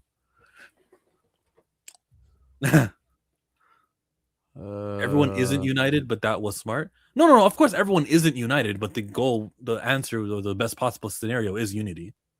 Yeah. Thomas Sankara, that's the former leader of Burkina Faso, Patrice Lumumba. He was from the Democratic Republic of the Congo, and the Belgians and the CIA. They got him out of there. I think just last year they returned his tooth, like it was the only part of his body that was in Belgium, and they returned it back to the country and said, and I think they apologized. Maybe they didn't even apologize. That was we need to know about Patrice Lumumba. The end of the Black Panther movie, it was a tribute, like thematically, to Patrice Lumumba. Yeah, it was cool. False news chill. Oh, what did I say that was false? No, that was like 10 minutes ago. Still, let me get to a more recent comment. So I don't believe in Pan African until I heard you work for the CIA on the low, the Drake sector. Yeah, for sure. Let's do a super chat. Clickety clank, clickety clank. The money goes into my biggie bank. John HD 77X. I love when we get new people. What's up, guys? Can we address comments made by Ernie where he was coming for Marcus, knowing what was said on back of the he bus? was talking to me. Why do have to do this black on black content creator drama? I don't. We don't look. I'm shooting at whoever is shooting. I shoot at whoever shoots. But I thought you didn't have to respond. What happened to all of that? I thought you didn't have to talk. I'm confused. I didn't think he was gonna say nothing back to me because he didn't have to address shit. So I thought I could just go ahead and say what I wanted to say. I know what I didn't get from Ernie. I ain't get no DMs. I didn't get no, hey, come on the stream, or I'll come on yours. I know that's what I didn't get. So the rest of it, I ain't really trying to hear. Is that his stick lately? Drama? Is that his? I guess. I'm not Rob, brother. I am not Rob. I have an email, just like you said. We got emails. What's up? What's up? And there's really nothing even to debate. There's nothing to debate. You pointed your finger and tried to read somebody down about their blackness, and you got holes all up through yours. It just is what it is, family. Don't be mad at me. Don't be mad at Dre Mac. Don't be mad at your chat. Look at yourself. Peel back the layers. What Kendrick say? Strip the eagle from the bottom. And doesn't do some reflection. He's changed his name. Task something up to Task or don't say that man name. Don't say that. They tweet with one another sometimes. So you all know y'all seen me and him on. Don't tell me. So you up here clicking glasses with the biggest, Ernie's not on Twitter. Burglar mask on the internet. Ernie's not on Twitter. Ernie has been on Twitter. He may not be now, but he was. Okay. I don't follow Ernie, but I know he was. Are you sure Ernie's not on Twitter? I don't think. Yeah, I looked running behind, and I heard him say it on the video. Burglar mask on the goddamn internet. He definitely used to be. I heard they're cousins. Yeah. Let it be known, Shillmonger just sat here and listened. As much as I appreciate the super and the support from this new guy new people, I'm looking at you the same way I look at Arthur, and it's like, are you just here to stir up something and then say, hey, go to the 1 hour and 23 mark of this stream, and you got talked about? Like, I don't think that. I think he probably had a genuine question. He gave $10 for a genuine question. And if there's drama going on, and this dude Ernie mentioned Marcus's name. Did he? Did you hear it, Marcus? That's what they said. I know I haven't. Or alluded to mentioning Marcus's name. Yeah, just be wary. Oh, you watched it. You heard what he was talking about. Oh no, I didn't watch it. I didn't watch it. If you're talking about today's stream, he did. Only reason I pulled up today's stream is because what he titled it. That's why I watched a little bit of what he said. I didn't watch the whole thing. Okay. There's really nothing he can say to me to refute what I said. There's nothing really to be said. But John HD knows that his question was riddled in drama. So don't hit me with back of the bus. Why do we have to do black on black content creator drama? Like, that is a good point. He paid $10 to get the drama in our face because I didn't even know about it. I wasn't checking for Blurred Without Fear. Let me give you the Chillmonger position. Keep supporting Blurred Without Fear for incredible videos covering Milestone and other positive content that he is a part of. While I may disagree on his take with Majors or the recast T'Challa Toussaint problem, where they just give him a T'Child and say that it's been recast, I can still say that there's a net positive over there on that channel, and you guys all should be, giving love to the parts that you like. And if you see a video you don't want to like, you don't watch it. That's it.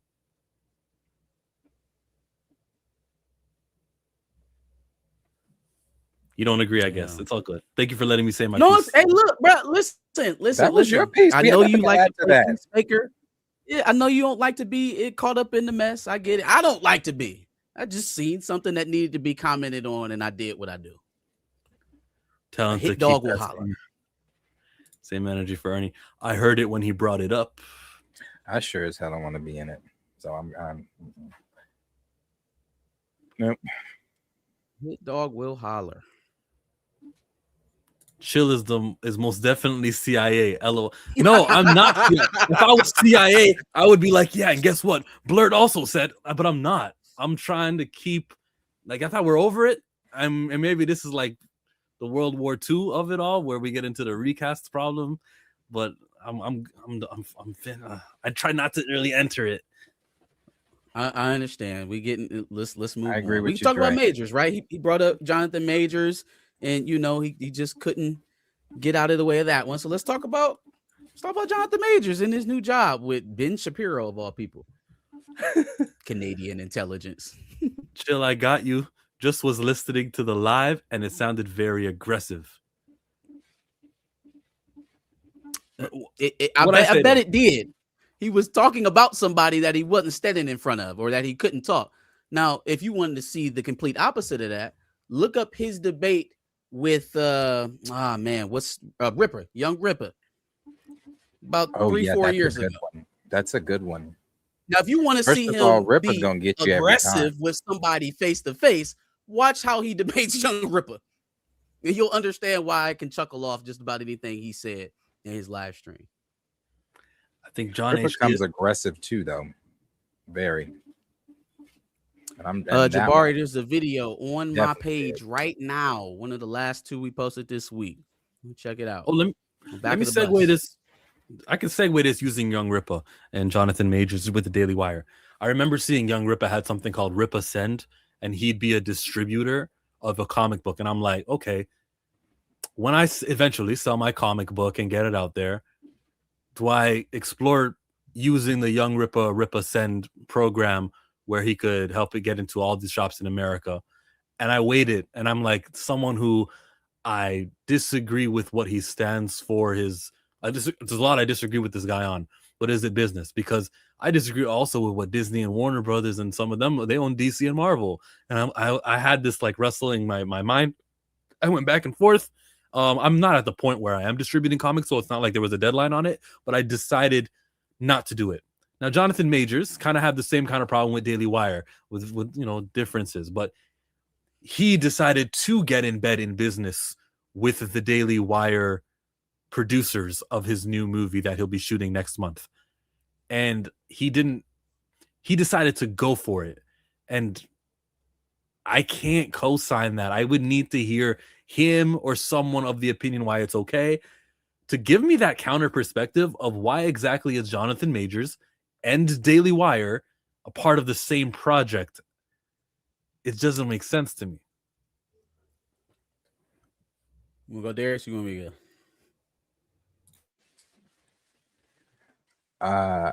I guess I just have questions as to why he's doing this.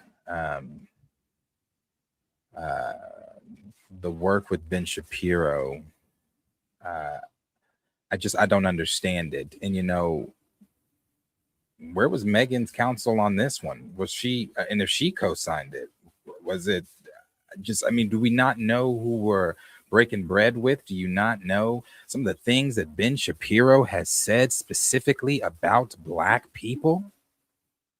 I mean, and not just about Black people, morally working with Ben Shapiro. So I as much as I like Jonathan Majors, I won't be supporting this because I can't support Ben Shapiro and Daily Wire. So no, I don't get it. I don't think I will. No, and it's not for us to get.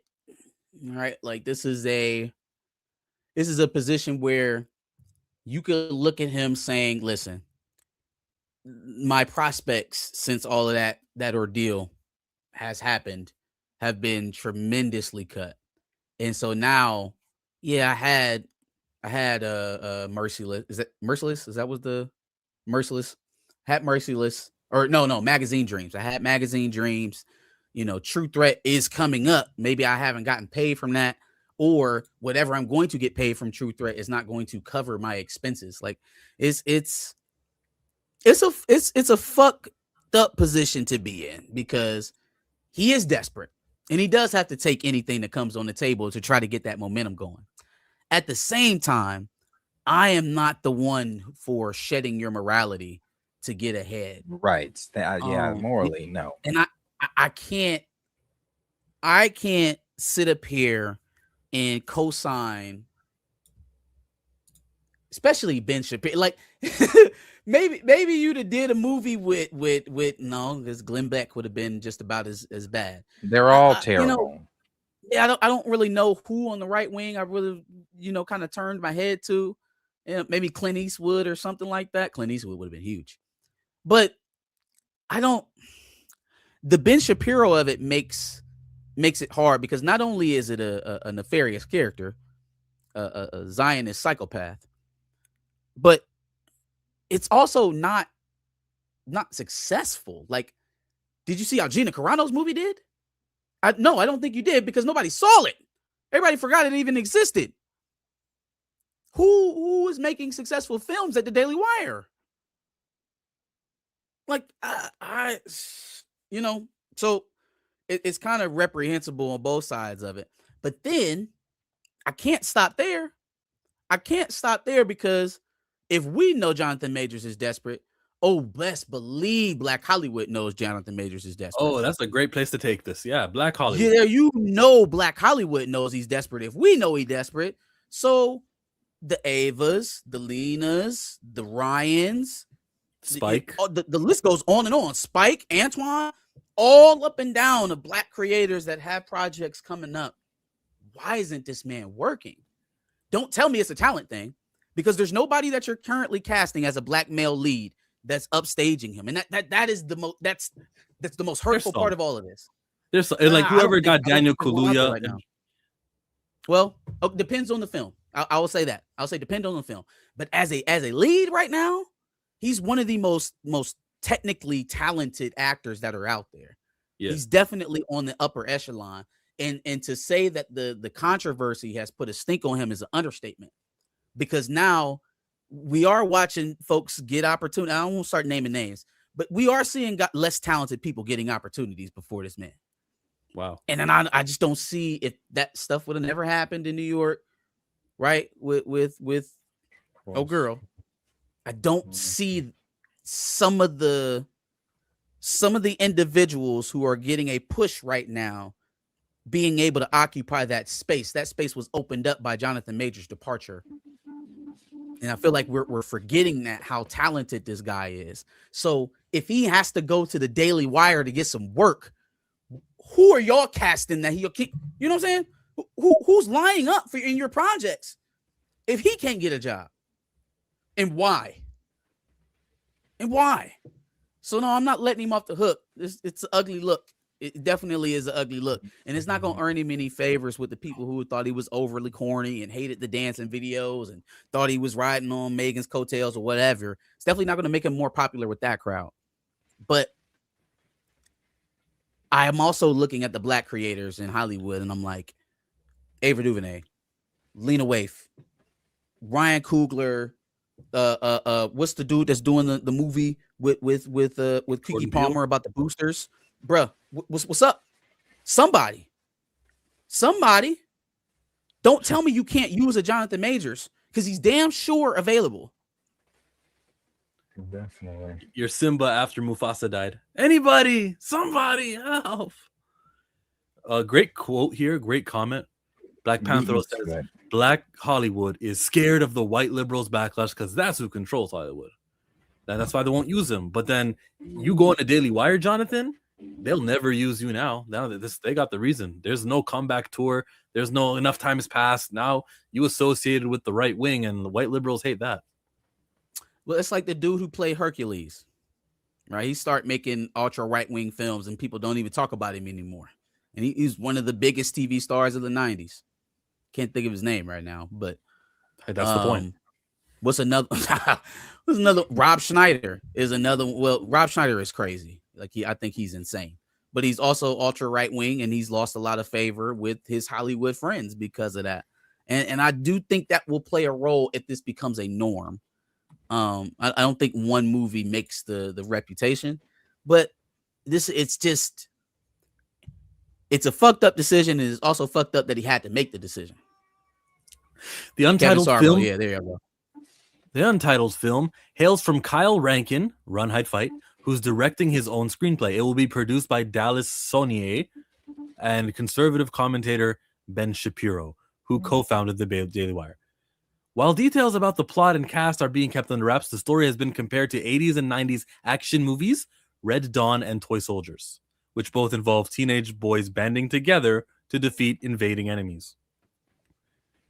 He's producing it, and I think that's stupid. Like, we're not, you know how sometimes like the association might be really, really tiny, and then people make no, the producer is Ben Shapiro.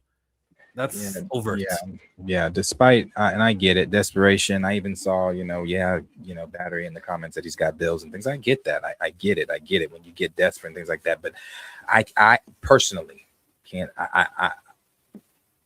I can't trade my morality for. I can't do that. And again, to know the things that Ben Shapiro has said specifically about your race, what he thinks about you, regardless of what he's producing, these are things that he thinks about you too. Like I said, what was Megan's counsel on this one? I guess maybe they don't know Ben Shapiro is like that. No, they know.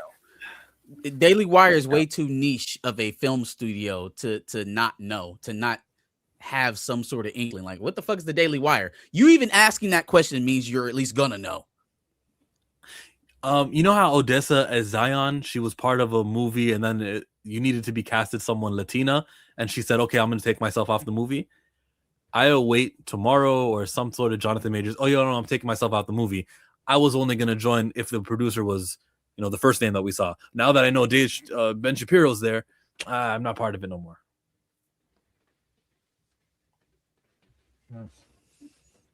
I'd rather wear the worst Tyler Perry wig on the planet than this. Yeah, I mean, Dre, you're gonna have to give us some insider information on what he was thinking about this one. You're gonna have to clear it up or explain the thought process. Cause I mean, I get it, man. He gotta work. The man has to work. Lives in California. He has to work. And he's got a wife. Has to work. He did not burn through all his Marvel money and all of his other movies' money. He did not burn through all of it. He got child support, I guess. He put on a legal defense. He was fighting a charge. He might have. Oh, I didn't think of it. Didn't Megan just do a movie? She's always working. She's fine. Yeah, okay. So the bill should be paid temporarily. No, y'all. I mean, I ain't counting everybody's dollars, and I don't know. I'm not in a business like that. But I'm just wondering, hey, baby, you can't pay the bills while I'm down. He's a working actor. They have to get jobs, and I understand that, but I don't understand the Daily Wire. Like, it's not going to be a successful film, bro. it's Daily Wire. This makes me think of Ben Shapiro appearing on The Breakfast Club, because The Breakfast Club had what's his name, Charlemagne. He had a deal where he's gonna have Majors working in a movie that he's producing. Okay, and did Ben Shapiro and Charlemagne like talk during that meetup that they had a couple months ago and say you should use Jonathan? Why not? And then is that where they networked at Breakfast Club? What happened here? You know what? Hey, listen, as a linchpin, because I do think Charlemagne is a Jonathan Majors fan. Yeah. I would not rule that out. Now that's total speculation. Don't be Charlotte. Don't come down here. No cease and desist necessary. I'm not saying it actually happened. I'm just saying, as a through line between Jonathan Majors and Ben Shapiro, Charlemagne would be one of the only that I could see, from a public perspective. Yeah, because Charlemagne is still Pally Pal weekly videos with what's his name? Yeah. Schultz, yes.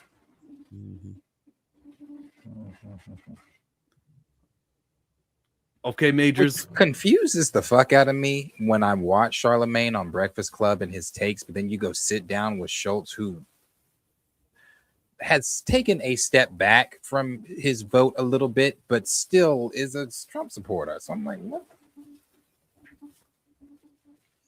Yeah, I mean, I think they've always, that's kind of the premise of the entire thing with them, is that they're from opposite ends of the spectrum. I'm white, he's black, he's Republican, I'm Democrat. That it's kind of the basic setup for that type of podcast. Where I think Charlemagne takes the joy in it, though, is that being able to read people what they wanted before, right? Like he's even done that on the Democratic side. Like, hey man, you ran out old Kamala with that weak ass campaign, and look what we got, right? Even though he might have been part of the train when it was going on, he will definitely rub people's nose in it where they fail. So if he's useful in anything, he is useful for holding people to account to what they said and what they brought up before. I don't think he's necessarily let Andrew off the hook. He's just not cut ties with them. He's not so hard in his politics that he can draw a line like that. Like you can do a video with Andrew, but disagree with him. Like keep going. Like, you can go to Fox News. You can do whatever. You can appear in every platform you want to. Just don't say the wrong thing, or you know what I mean. Like don't lie. Don't be dishonest. I'm fine with everyone being with everyone else. I'm fine with Ben Shapiro appearing on the Breakfast Club too, so long as we're asking real questions. Super. Money. I'm a gigolo, spending lots of dough. You can tell the way the wide body's sitting on floor. Lawrence with the $5 super says, I would have respected Jonathan more if he went to do a Tyler Perry or a smaller indie movie. Indie movie, yes. Tyler Perry, we Those close. I mean, we different ills. Tyler Perry will definitely pay you. different ills. Tyler Perry will pay you a lot of money. The indie movie won't pay you. Will so he? If this is for money, yeah, Tyler Perry pays. He does great. Everyone is happy with what they get paid. All the actors speak highly of him. All the Megan actors, Good, that's right? the Okay, highest well, I've yeah, ever seen. Jonathan Majors will be cool, right? Sure. But a smaller indie movie, if he did that, there's no reason why he couldn't have done that like a year ago. If he was going to do a smaller indie movie, he would have done it. But he needs to get paid for his work, so it's a route he's not taking at all. Tyler Perry movie, yeah, like have him do a Tyler Perry movie. And Can I say not something every Tyler that's Perry gonna movie is sound- bad. There are a few good ones in there. And not in a I while. won't fight that one. It- I was gonna say I won't fight that one. It's been quite some time. Can I say something that's going to sound crazy, but once we start to work through it, it'll make a little bit more sense? For what Jonathan Majors has been seen on screen as, and what he probably wants to continue to be seen on screen as, he probably, whatever he got pitched from Ben Shapiro, was better than Tyler is Perry. going to be a little bit closer aligned than what anything Tyler Perry would have put in front of him. Tyler would Because be like, it's so believable for you. Ultra conservative. Yeah, he's very conservative. He's not going to want to show anything that actually exemplifies black culture. So I assume it's going to be very straight laced. He might even be a cop or something like that, right? So versus, yeah, you're going to have to smack a woman, right? Because you on the other side of the brown paper bag. So we need you to be the bad black so that your light-skinned counterpart can come in here and save the woman. Okay, so just rough her up a bit, maybe hang her children out of a window and shout obscenities at her, and then light-skinned guy with braids is going to come in and smack you and save her. And scene. So, in a fucked up kind of weird way, I can see him like looking if those were the options. I'm like, oh well, you know, not an excuse, but that's kind of, you know. Does this mean, Lawrence, you don't respect Jonathan? He said, I would have respected Jonathan more if you went to do a Tyler Perry. So then you don't respect his decision, right? Or you just, or maybe he doesn't respect the move. Yeah, he doesn't respect the move. Maybe he just sees the realization that he had to. Who remembers the Rolling Stone writer Cheyenne Whitetree I want to hear what she's got to say about this. Will she say something like, "Can you believe that the Zionist is working with Jonathan Majors now?" Or does her Zionist run publication not allow her to scold him because she's on top of everything?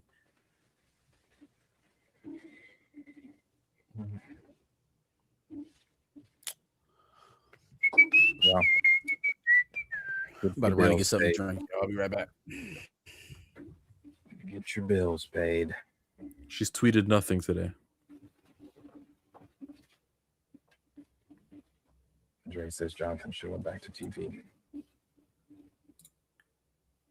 Where did Marcus address Ernie? Let me scroll up to something, okay? So the first thing that happened was that guy named John gave the super, and I was like, oh great, someone we never seen before. That's awesome. And it was great, and I was. And then I saw his next comment where he says, if we got effing with Ernie blurred without fear, let me know. If we not effing with him, let me know. And then he said some next shit, which just like piled up to where I'm going, okay, that's your goal here. I don't think that's the goal, Chill. I think I don't. You feel free to disagree with me, but time after time, comment after comment is about drama and stirring up shit. I'm gonna look at you, John HD, where he's saying, "No, Jabari, watch Blur Without Fear live. That posted tonight." And like that's your. They were having a conversation. That's why Jabari asked, and then on him saying that he could be subscribed to you, have been subscribed to you. I don't know if you know every person that subscribes to you and watches, but he could have been somebody that's been subscribed to you and is just a fan of you, and it's just like, hey, if we're not fucking with Ernie, let me know. Yeah, I would never say that. No, man. I would never say that. That guy does great content. Fight or whatever, but I don't know. I wouldn't jump to it being malicious. If you listen to Marcus back at the bus, you know what Ernie is alluding to. It without naming Marcus intentionally. He also was talking about someone else, but his co-host, Let Face TV, said that it was related. This is very Kevin Davis. This is the same. This is very all the other guys I'm suspicious of in our chat. I feel like you just made a new username and said, "Let me donate." Looks like Ernie likes to smoke. First Rob, now Marcus. I'm noticing a pattern. Like this is a shit disturber. Probably being paid to do this.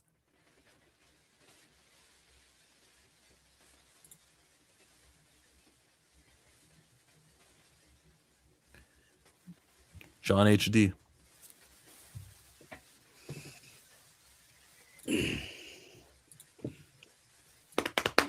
Yes, battery conspiracy chill at it again.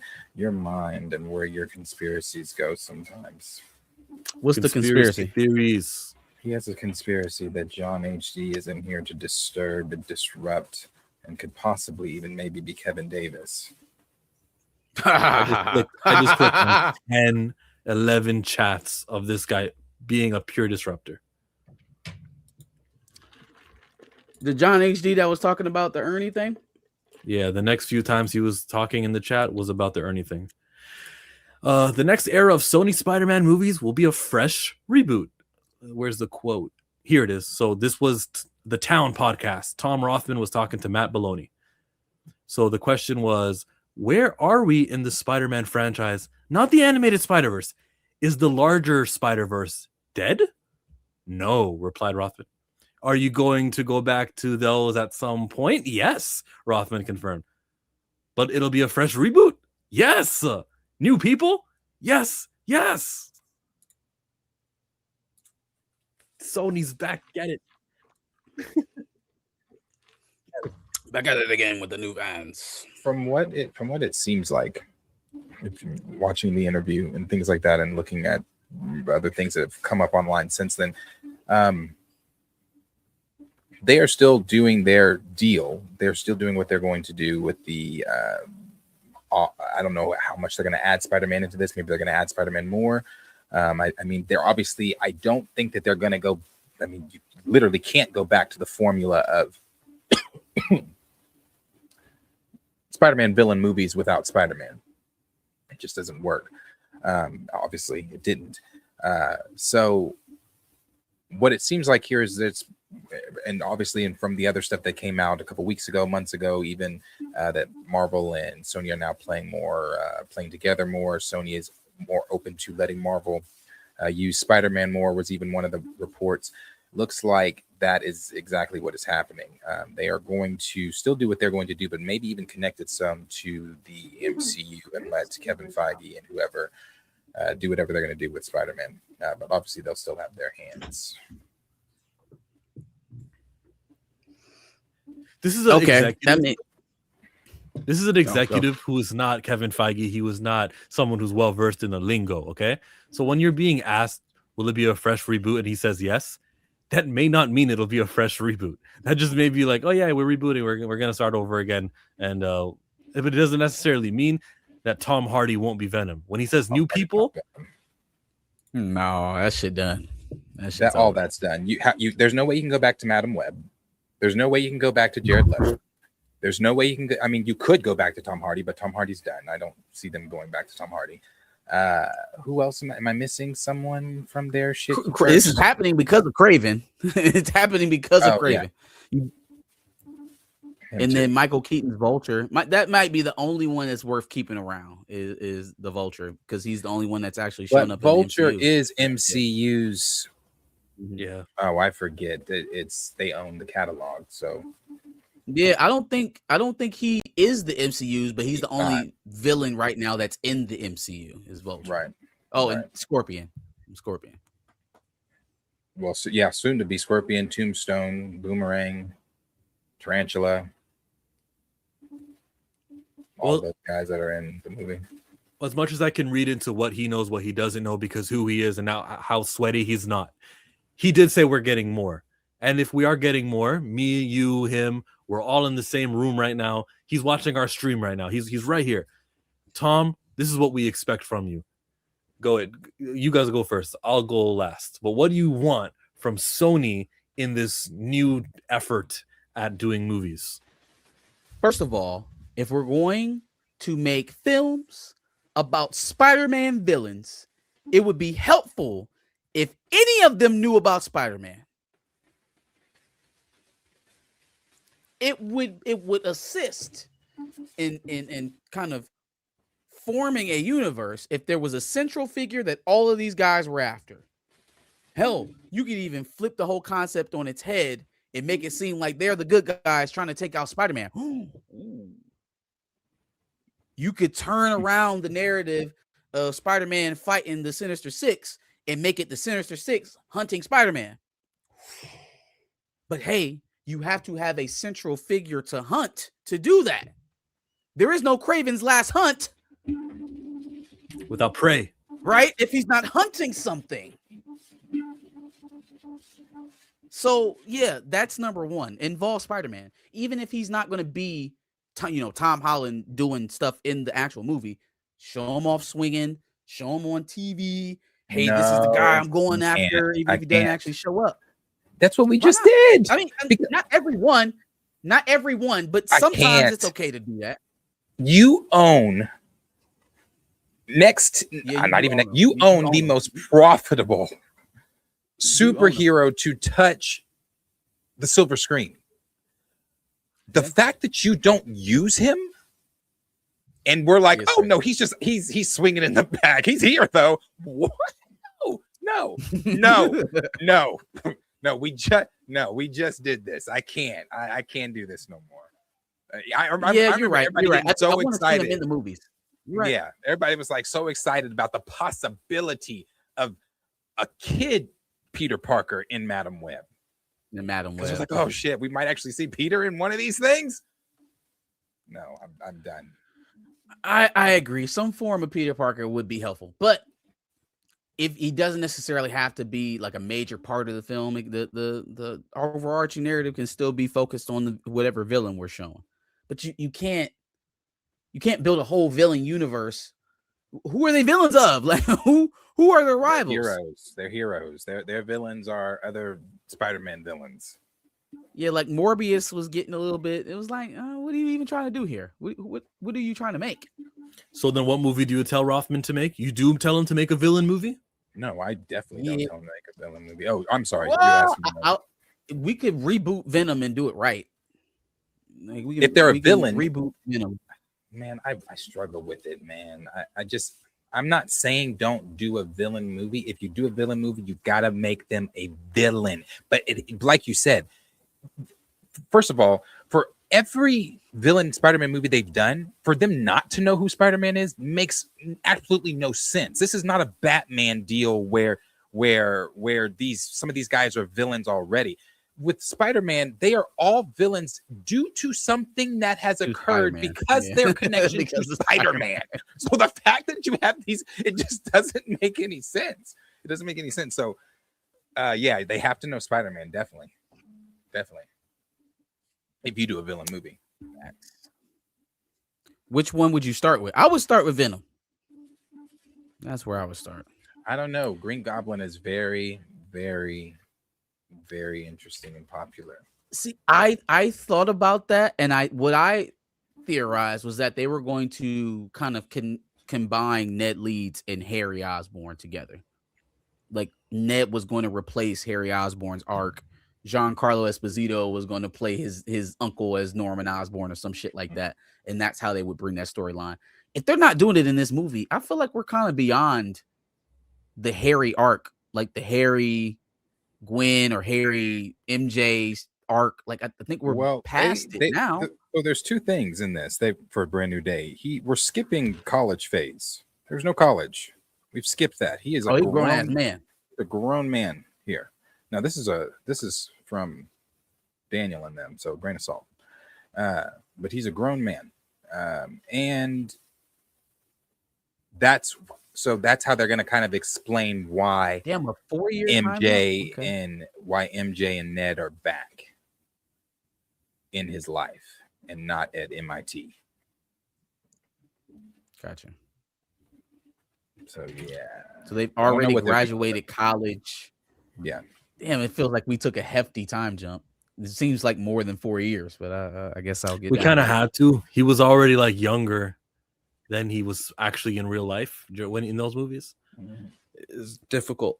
The thing I tell Tom Rothman is make the universe the MCU. Attach with them just like you do with the last 3 Spider-Man movies and the 4th Spider-Man movie. Do some agreement. You can do a TV show too, but make sure that there's a character and they have to use your characters in their movies, you know, with Spider-Man stuff. With exception to like I just don't want to be too demanding on it where it starts affecting the art, but that's how I would do it. Mm-hmm. That's a good point because I didn't even think about that when we were talking about it. Don't be Amy Pascal. Do not be so arrogant as to think that you can hoard your characters and that's going to hurt Marvel. Yeah, do it work? Just imagine the Spider-Man Tom Holland movies, and why can't it just work? Strengthen and build on the relationship where a cop can appear on the MCU shows, and an MCU cop over there can appear on a Sony produced movie. Same universe though.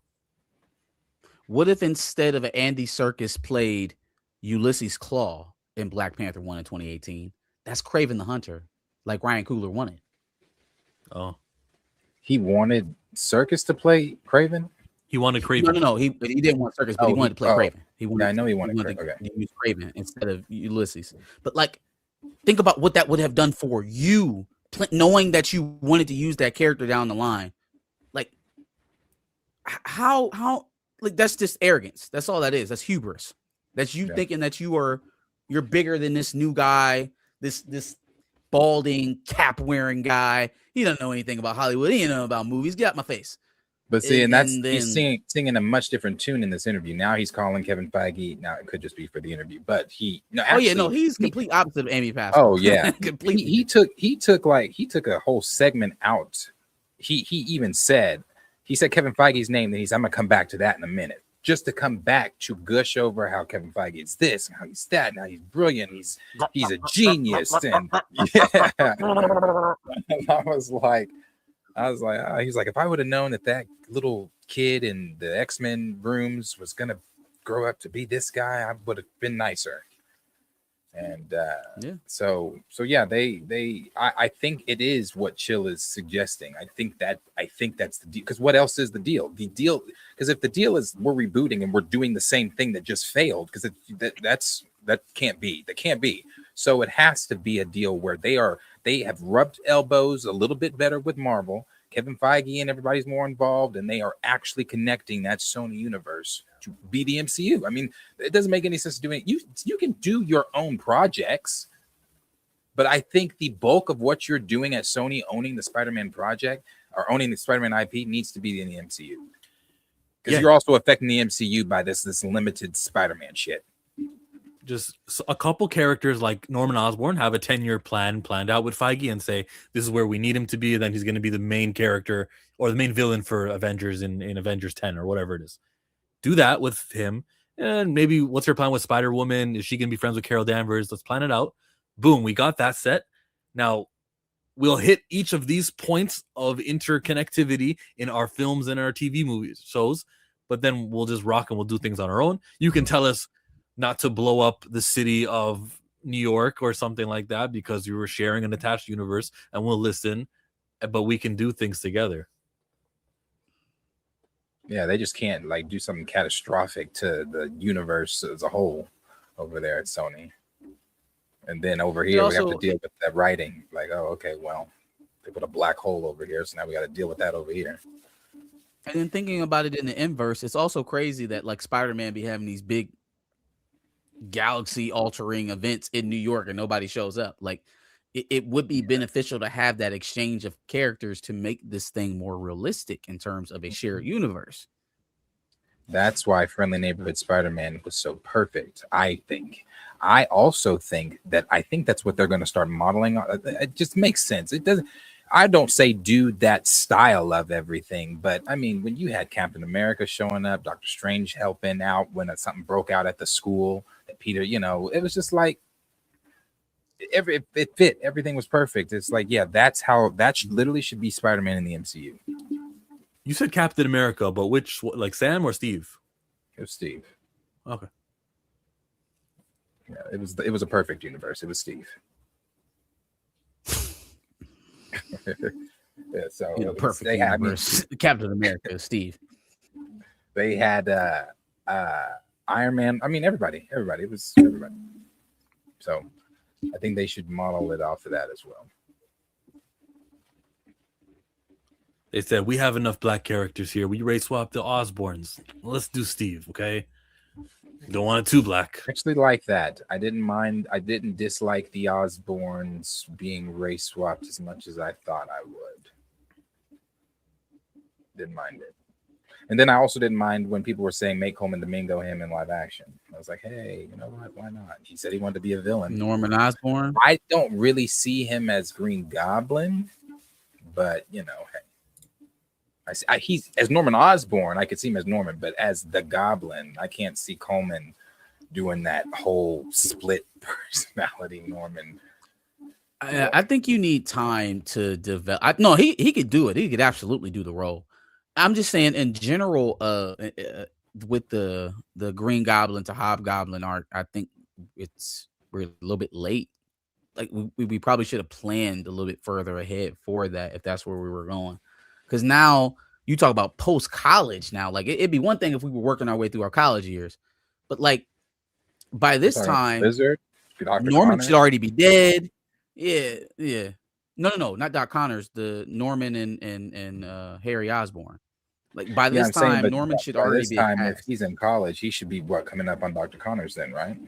The Lizard. Oh, yeah. Peter should be. Yes. Yeah. He should be running into Doc Connors. And then eventually Doc Ock, right? Like we're kind of behind the curve to start the whole Green Goblin thing. That predates a lot of other stories that we're coming up on now. So I don't feel like it's necessary. Maybe this iteration doesn't have a Green Goblin. This iteration doesn't have a lot. It doesn't have a goblin. I mean, you can always, I mean, they were originally one of the storylines for Spider-Man, 4 was going to be the whole Devil's Reign storyline with Kingpin. So you have Kingpin still. You've got some of those guys that you can still throw in. I would love to see Vincent D'Onofrio's Kingpin go at. But again, they need shared cooperation for that to work, though. They need D'Onofrio in the Spider-Man projects as much as they need him in the street level Disney Plus stuff, as much as they need him on the silver screen in the MCU. They're gonna have to if they want to do Devil's Reign correctly, they're gonna have to re-up Vincent D'Onofrio. They're going to have to give him a multi-project deal to show up on both silver screen and small screen. He'd be worth it. Makes sense. Yeah. Hell yeah, he'd be worth it. And he wants to do it. He wants to do it. He's already said one of the things he really wants to do is have his Kingpin go up against Tom Holland's Spider-Man. I want that, man. Let's build to it. 90s cartoon all over again. Man. We also have to have a Luke Cage on screen as well to assume the mayorship and eventually the governorship. He's back. They're back. They're all, and I do strongly believe the rumor that they're showing up in. That's a lot of. I don't know if I believe the rumor that they're showing up in Brand New Day. That's a lot of people in Brand New Day if they're because supposedly officially Sadie Sink is Jean. So it's like Jean Grey. Yeah, so you got but it's officially according to who? Like who confirmed it? No, not a trade. The only thing I kept seeing was official. I'm like, who's saying it? Who said it? Not a trade. Then you got Josh talking about it. Marvel knows he specifically cracked it. I believe him. Damn. Okay. Whatever. I'll let people have it. If that's what you think, that's what you think. I just want to know who confirmed that it's actually going to be Jean Grey. Because it just this film, the Spider-Man film, so random. At least Doomsday, there feels like there's a concerted narrative that they're working towards. I don't know what the fuck is going on in Spider-Man. I have no clue. I have no clue. Hulk and murder allegations and the Hand and Tombstone. Oh, by the way, Punisher. All the Defenders here. I don't know what the fuck. Right, Punisher. Apparently, Jean Grey running around with the Punisher. What? Yeah, man. I don't know. I know. Out of all the rumors, I have no clue. I have no clue what's going on with this one. This one's all over the place. Man. I guess it is all over the place. It better be a 2.5 hour movie. Otherwise, this shit is going to be a speed race of nostalgia. We should be getting that trailer next month then? They said 4 months is so what people were saying was they did the whole 4-month thing last year 4 years ago, 5 years ago with No Way Home. And now they're going to do the 4-month thing again. So when's the movie? July? Okay. So probably in April. So maybe April? March. Yeah, April, maybe in March. And they might do it this month. They might put it out this month. But I'm ready. I'm ready for that one. I want to see what the hell is going on. For sure. Did you see why Rothman said China decided not to put the movie in? If that's real, Liberty? Yeah. Fam. Oh. You talking about 250, maybe even $300 million because of I would have said, generated because of the Statue of Liberty. Ain't no Statue of Liberty. What Statue of Liberty? We'll fight somewhere else. Can we do the Empire State Building? Which doesn't, because remember they were making that damn statue a fucking big deal, as if it was going to play a larger, not like wake up and do shit, but like going to be a monument of importance in the MCU. Because it was holding Cap's shield and all this kind of stuff. Ain't seen that damn statue since it wasn't in Daredevil. He's in New York. Yeah. I would have said ain't no Statue of Liberty. Statue of who? No, we don't even got that, dog. We good. You said you're sick, you're poor. We don't do that. It's gone. Get it out of here. Yeah, been gone. Yeah, the Dooms. I agree with what Rain Cornelius just said down there. The Doomsday stuff is exhaustingly. It's been exhausting. new leak here every day, new rumor here that Dr. Doom's help is coming from here. Oh, wait a minute, somebody's new has entered the chat and they've got it. It's like, man, it's a lot. I'm like, can we just? I need a trailer by this time. I think the difference between the Doomsday leaks and Spider-Man is that while we're confused by the Doomsday leaks, it's a lot of stuff that like maybe we would like within the right context. We just don't understand how it fits. Mm-hmm. Doomsday, on the other hand, is pitching us some things that we don't necessarily want to hear. At first, they got everybody excited talking about, oh, well, this is going to lead into a split of Secret Wars, and then all of a sudden, like, oh no, that's not happening. We're the part 1, part 2 is Doomsday Secret Wars, and then it's the does anybody recognize that Doom looks like Tony, or are they just going to act like it's not a thing, like it doesn't play a role? Like, I hope not. Like I hope not. I hope there's a reason why he looks like the guy that everybody knows and loves. They say they're not going to address it, which is just crazy to me. I'm like, insanity. It's insane. So he's going to take his mask off at some point, look like Tony, and nothing. Nobody's going to say a word. Don't you ever say anything to me about recasting ever again. Don't you ever say it. If they go with that route, don't you ever. But no, I don't. That can't be. They can't be. If you believe them, if you believe them about them having this plan back in 2015, 14, or whatever. I don't. Do you believe that? I don't believe that shit. I do not believe that. Pivot to me. Could it have been on a board somewhere when they were spitballing and they were doing one of their conferences? Like, oh, what if we bring back Tony as Dr. Doom? Okay, maybe. Did you have a specific plan to have Robert Downey Jr. come back at this time as Dr. Doom? Fuck no. No. But that this whole thing about Marvel's been cooking this up. No, they haven't, because if they were cooking it up, the Kang stuff wouldn't have panicked them so much. They would have, like, the shit after Quantumania, they were panicking. Like, no, so ain't it amazing that they want us to believe that they changed the entire, or they didn't.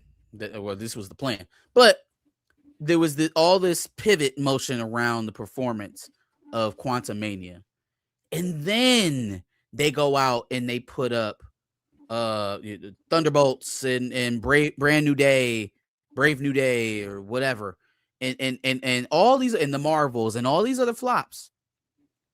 But it was Quantumania that let them know that they needed to correct the direction of Kang and Kang Dynasty and all that other stuff. It's like, okay, so Kang Dynasty performed so bad that you knew you had to pivot, but you just grinned and bared it through the Marvels, through Brave New Day, through Thunderbolts, through Fantastic Four. You just ate it. You kept on going along on your way to Doomsday. So where was the pivot there? Where was the course correction there? But this was all the plan anyways, right? Because we were always supposed to get to Robert Downey Jr. as Dr. Doom. There's that. No. Yeah. Because also, if it was always the plan to do this with Robert Downey Jr., you would have been sprinkling in Doom here, there. He'd have been something. It was never the plan. Even if you didn't show Downey, because you're not, obviously paying him more than $190 million to cameo here, cameo there. Even if you didn't show him, you had a sprinkled hints at Doom. We have seen, and I don't show me shit from Iron Man 3 with the Illuminati app on his. Don't show me that shit, because that wasn't planned. I don't show me shit with what did they say? Wakanda Forever post-credit scene. Remember, it was supposed. Apparently, that was supposed to be there. Yeah. Oh yeah, the okay. Now that I do believe, because there was the pre-res photos and shit for that. I do believe that one. But I don't believe that they were going to. I believe Doom was going to be in the Wakanda Forever post-credit scene, but he wasn't going to be I still don't think he's going to be the big bad. I think he probably would have been for Secret Wars, but it was still going to be Kang's show all the way up until that Secret Wars show. I think it, because I still don't know how you would have done Secret Wars without Doom, but Ant-Man 2, the mysterious buyer that wanted the Pym particle was rumored to be Doom as well. So I think they had Doom plans, but Robert Downey doing Doom. Yeah. Moon Knight. So I think they had Doom plans. It just wasn't Robert Downey Jr. comes back as Doom plans. No, yeah. Seems hard to believe. That's the part I just don't believe. Like, oh, they've been cooking this for years and you guys just haven't been paying attention. No. No. Like, first of all, they're not that good anymore. They don't pay attention to stuff like that no more. Sony's got a brand new Spider-Man universe. Let's move on. Let's see a super chat. Payback, homie, I'm bringing CA back, and I don't do button-up shirts or drive Maybachs. I forgot about Forever. Season 2 is probably due by now, right? It's been a year. I think I just saw her on the red card. The girl. Damn, what is her character's name? I can't even think about her. What's her name now? Keisha. Shout out to Keisha. Yeah, she was on the red carpet talking about Forever. I do think there is a season 2 on the horizon, so be looking up for that. No date though announced as of yet. $2 from Battery. My screen's fuzzy. What does it say, Marcus? It says Arby's, Marcus, have some self-respect, bro. Canes. First of all, Arby's has the meats. Pause. I love Arby's. I hate that saying for them. And not because of the pause moments. I just think it's very hate it. I fuck with Arby's on their mozzarella sticks, nothing else, but their mozzarella sticks are some of the best. First of all, fast food. I trust the place that you actually can look back there and see them carving the meat, like they not warming it up in vats of water in plastic bags. I respect it.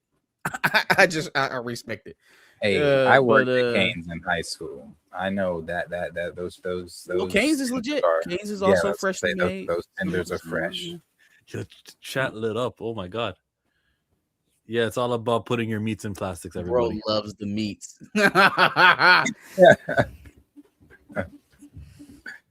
Yeah. No, I don't like Arby's. I want to know who's keeping. So it's people like you keeping Arby's in business. Because I was wondering how they survived the pandemic. I was like, they survived the pandemic? What? First of all, Arby's is that place that nobody's ever actually been to, but just makes fun of because everybody else made. It's like it's a psyop, bro. It's no. Think people who hate on Arby's haven't walked into an Arby's in over 10 years. And it's your loss because the food's delicious. Those gyros are not it. Not it. They're okay. They're obviously not local. They're not a local gyro spot, but it's edible. It's edible. You'd hope. It's edible, but it made my stomach hurt a little bit. But the brisket sandwich, there's nobody else selling brisket sandwiches in fast food. Period. That's actual brisket. Chicken bacon Swiss, second to none. Best chicken sandwich in the fast food market. Oh, I don't really eat the roast beef. Popeyes. You don't like Popeyes chicken sandwich? It's better than Popeye's chicken sandwich. Oh, brother. For sure. Brother. It's bad. I don't want to bring back the chicken sandwich wars, but I'm telling you, at one time, I was a 5 days a week, leave the office, go get you some fast food type of guy. I've tried them all. Arby's is elite in the chicken sandwich game. Thank you for that. Maybe tomorrow. I might get a chicken sandwich from Arby's. Go get that chicken bacon Swiss dog with honey mustard sauce. With the honey sauce. All right, I'll try it. Now, you got me on the curly fries, which I'm a sub for some mozzarella sticks. But yeah. Let's look at Wonder Man's viewership for the week of January 26th, February 1st. A show like His and Hers, which came out weeks before, it had more minutes watched than Wonder Man, who had 618 millions of minutes watched with their 8 episodes. This is them debuting on Disney Plus. They're being outperformed by Fallout, His and Hers, Landman, The Traitors. They just nearly beat Miss Rachel on Netflix. 8 episodes, and they began to chart, which is what they want. They don't want the embarrassment of not appearing on that chart. So you got what you wanted with your 8 episodes. At what cost, though? Because that sucks. Along with the update that it was one of the lowest outputs of any of their new shows that they put on there. I told you they were going to try to find a way to spin it, and I don't even think they found a successful way to spin this one, because the only story that's circulating about their watch time is the fact that it's one of the lowest outputs. So I don't. Wonder Man is exactly what we thought it was going to be. People tried to make it something it wasn't after the show came out. You know, they didn't bother to pump it up before. Excuse me, in any real way. But after the fact, they did as much damage control as they could on it. They got people to talk about it very flowery and whatnot. But they even fainted like they were going to fast track a season 2. That news has gone. It's just poof into oblivion. So I don't think we'll be seeing any more of Yaya's Wonder Man, unfortunately, because verifiably and quantifiably nobody's watching it.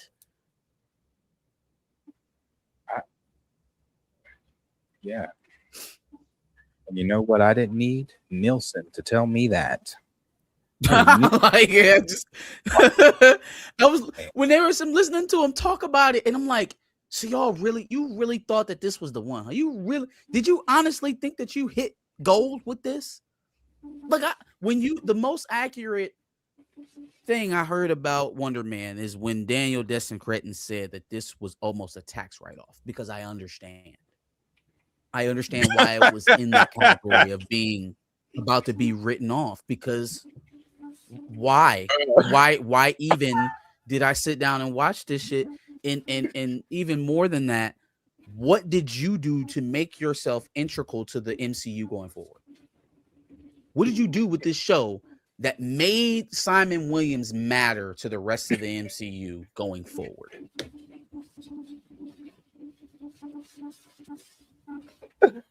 The show. Most accurate thing I heard, that this shit was about to be a tax write-off.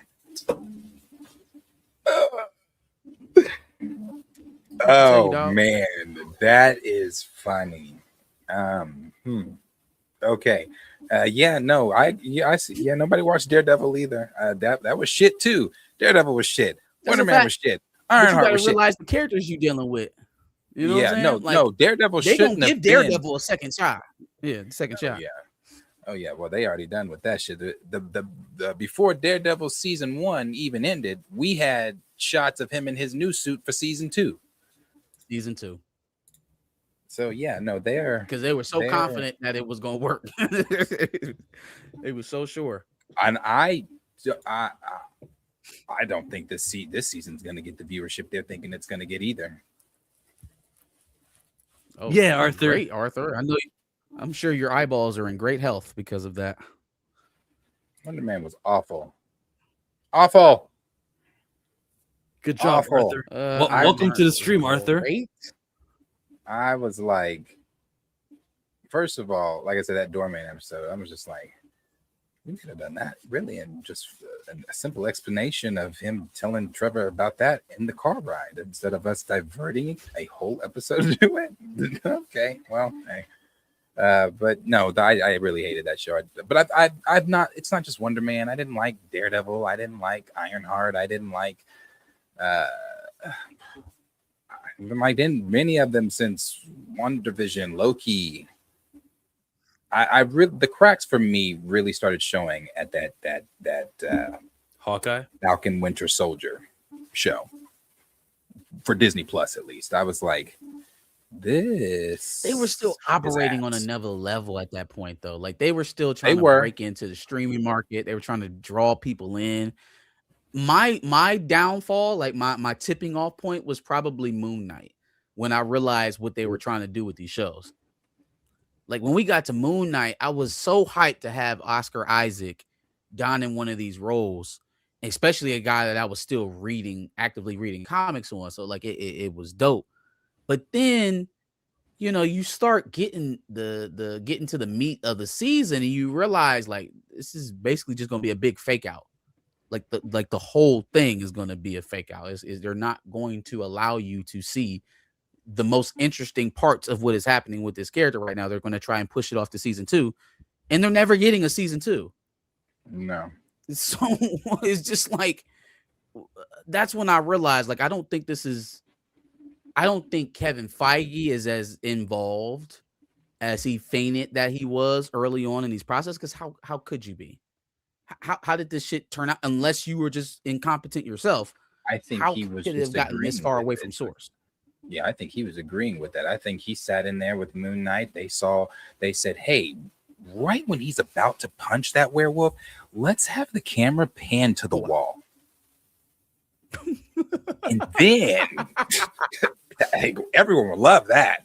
So Kevin You know, was these long exposition parts where we're talking or we're on a boat for like 7 minutes. Usually people pay that off with a large amount of action at the end of the episode. How about he just faints and we wake up and everybody's already on the ground? brilliant. Yeah. They'll love it. They'll love it. Because at that Cinema. time they thought that they could still feed the audience because still for Moon Knight, I think they were still somewhat thinking they were top game for them. And they thought that they could feed the audience us anything, and we were just going to, because they were Marvel Studios at that point. They were Marvel Studios. We had captured people that have never even picked up a fucking comic book. We are Marvel Studios. Yeah. So yeah, but it failed tremendously failed for them. So let's jump to Super before we do BAFTA.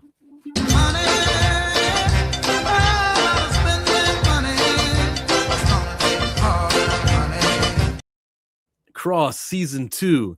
He chasing snow bunnies now. LOL. Dog, and it's like it's fucking with me. It's fucking with me. That is, it's him and Elle is on the outs, and Elle acting, she playing the fuck out of crazy right now. And he got his nose all wide. I'm like, oh, Alex, listen, brother, just hold on a little bit longer. I think it'll fix itself though by the end of the season. I think it'll work itself out. Yeah, it have to fix itself. And they filmed this back to back with the first season. I remember this isn't in reaction. There's no theory here about season 1 did so well that they just needed to temper down, and so I don't have those feelings. I hate it though. For more than just the on-screen reasons too, and it's very bothersome, and I'm hoping that it's not a trend that continues. Oh yeah, the actress is with the occupation. Yeah, she's former IDF, and it's just like it feels nasty because then they're kind of absolving her as well in the narrative, and this feels like propaganda. Yeah. My girl wanted to stop watching after that. Yeah, it got to me, bro. I'm not gonna lie. I'm like, oh, this man fell down in the snow. But I hold on, give him a chance, y'all. I think he's gonna come back to his senses. Culture said, give him a minute. Hey, man, sometimes you want to ski. You got to hit the slopes. Hey, as long as there isn't well, you know what? I'm not even going to speak that into existence. I'm not even going to talk that up because it's not going to happen, and they're not going to write that into the show. So we're just going to stay away from it. It's not going to happen. Positive vibes. Yeah, when something is extremely negative, by mentioning it, you give it airtime and you allow it to fester and survive another circuit. That's why we need to eliminate certain swear words, slurs, and things so that should somebody with Tourette's go all out and say these things and are susceptible to saying things, one of the things they say isn't that word. So here's the BAFTA situation. There is an update since me and Darius went off on it. BAFTA says it has begun comprehensive review after slur incident at Film Awards. You see Zach Nitzim here? You see this guy who wrote this article? You see the picture of him over there? You see that? Okay, cool. Worth noting. Guys like that, even on publications like this, Deadline, which is owned by Penske Media, guys like that sometimes come through with some of this coverage. So BAFTA told its members this afternoon so he wrote this on Tuesday, I think, told its members this afternoon that it has started what is described as a comprehensive review of Sunday's Film Awards after a slur was used when Michael B. and Delroy were on stage. We want to assure all our members that a comprehensive review is underway. The awards body said in a letter, which you can read in the full below. The fallout from Sunday's BAFTA has been major. During the ceremony, John Davidson, the subject of the movie I Swear, could be heard shouting various expletives throughout the ceremony due to his Tourette's, and shouted the N-word when Sinner Stars presented an award. He subsequently left the auditorium. The BBC has been widely criticized for leaving up a version of the ceremony on iPlayer, in which the racial slur was audible for 15 hours before it was taken down. The broadcaster did, however, edit a significant portion of Akinolo Davies Jr.'s BAFTA speech, including a part where he says, "Free Palestine." I also heard that your boy from Nightcrawler, he had a slur thrown against him where he called him a French baguette, but that didn't make the air. So yeah, they took that one out. Wait. Okay, go ahead. Alan I was Cummings gonna say they took that one out. They also edited out the dude saying "Free Palestine" in his acceptance speech, and they left in the hard ER. Fuck your comprehensive review. There's no comprehensive review needed. We saw it play out on real time. They decided in the studio to cut out the F slur, to cut out "Free Palestine," and to allow that man to scream the hard ER while Michael B. Jordan and Delroy Lindo were on screen. So it was a choice. It was a choice. And it's very obvious why that choice was made. Now, you can do what you're supposed to do and reprimand and or fire the individuals who are responsible for that, or not. But don't tell me that, oh, we're reviewing, we're investigating. There is no investigation needed. It was quite obvious what happened. I, for one, think it's very obvious as to why it happened that way, but you're free to explain why it happened, in your own terms or whatever. I'm just saying you're blowing smoke up our ass when you're telling us that this requires an investigation. We all saw it play out in real time. Okay. They went through the time to make sure that the other things didn't get through. But the one thing that they found acceptable to be said was the one thing that made it onto the broadcast. And even furthermore than that, I understand that Tourette's is an uncontrollable, like spasm-like disease. Like it's not something that's voluntary that you can control. Does that stop you from apologizing yourself?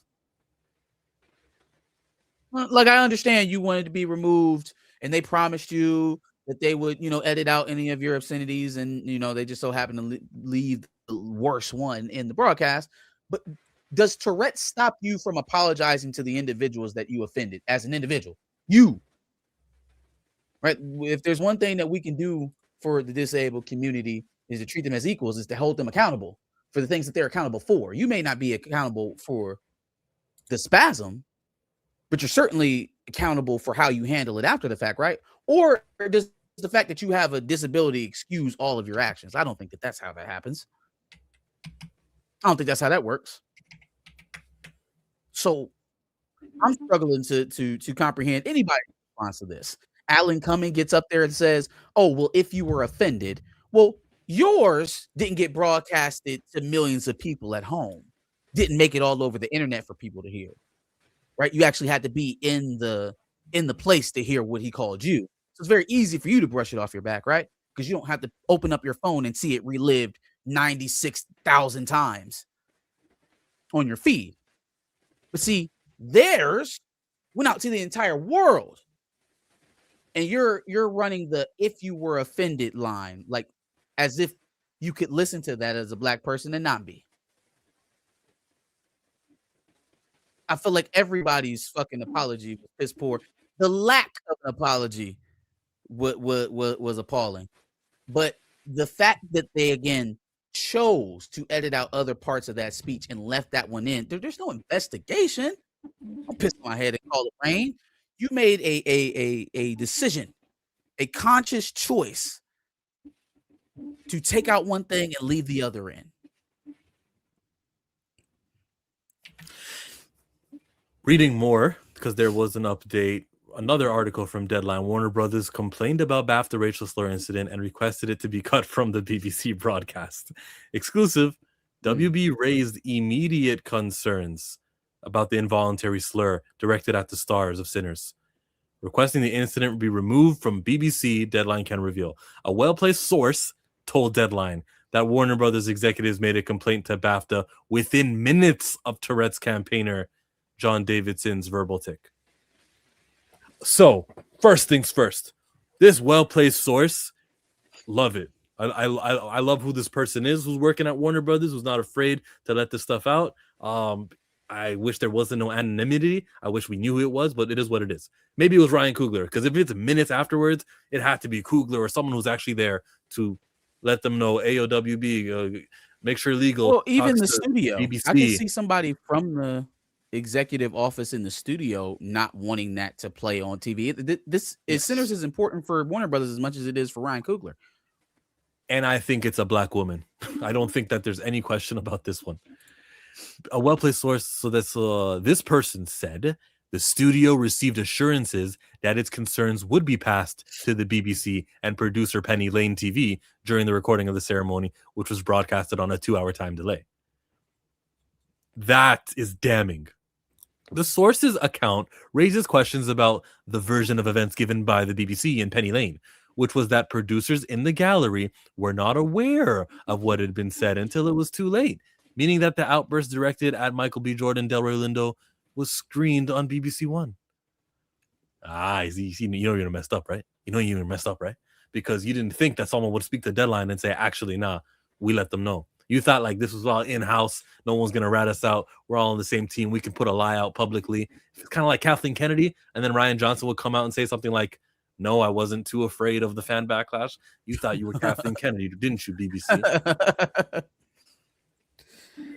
Yeah, no, man. This is all, like I said, we talked about this on whatever day it was, Monday, Tuesday. This has been exhausting. And not so much just so the back and forth of John Davidson. It's not even really a back and forth of John Davidson. He has yet to, I want to make sure I'm saying this correct, because I heard it from one thing, but I didn't look it up myself. I did not see a post from Deadline or anybody else. Did he apologize directly to Delroy Lindo and Michael B. Jordan as of yet? No, we don't know. I wonder if he apologized to Alan Cumming. So if he has not apologized to Delroy Lindo or Michael B. Jordan directly yet, as I said, I've been arguing with, I'm not so much anymore because I'm exhausted. It's because on Twitter it's graduated. It's not even so much even about the Tourette's anymore on Twitter. Now the conversations within threads are just flat out just racism. It's just flat out racism. Like, let's see, when the other day when Michael B. Jordan's mother, the article came out that Michael B. Jordan was repulsed by the word and that his mother was left in tears because of hearing that in front of everybody, blah blah blah. Again, it's the people online that are saying the dumbass shit that they're saying. Like this is one of my favorite ones. She said, somebody had said, toughen up. If a word like that repulses you and makes you cry, from somebody that has Tourette's, then would you feel that would you be repulsed and cry if a toddler said that to you? And I'm so sick of the toddler thing, because I've seen that been going around. Toddler, the kid said it. Let me explain something to you. If you're not black and you've never been called that word, even if a child says it, if it's just me and the child in the room, is that going to hurt my feelings? Is that going to embarrass me? No. But if it's me and a child in a room full of 10 other grown ass motherfuckers and I'm the only black person in there and I get called the hard R by a white child, it's not going to make me want to beat the child up. But yes, it's going to hurt. It's still going to be embarrassing. I'm the only one in there being called a slur that carries generations of trauma, hatred, and oppression. Regardless of the age that says it, regardless of where it comes from, it hurts.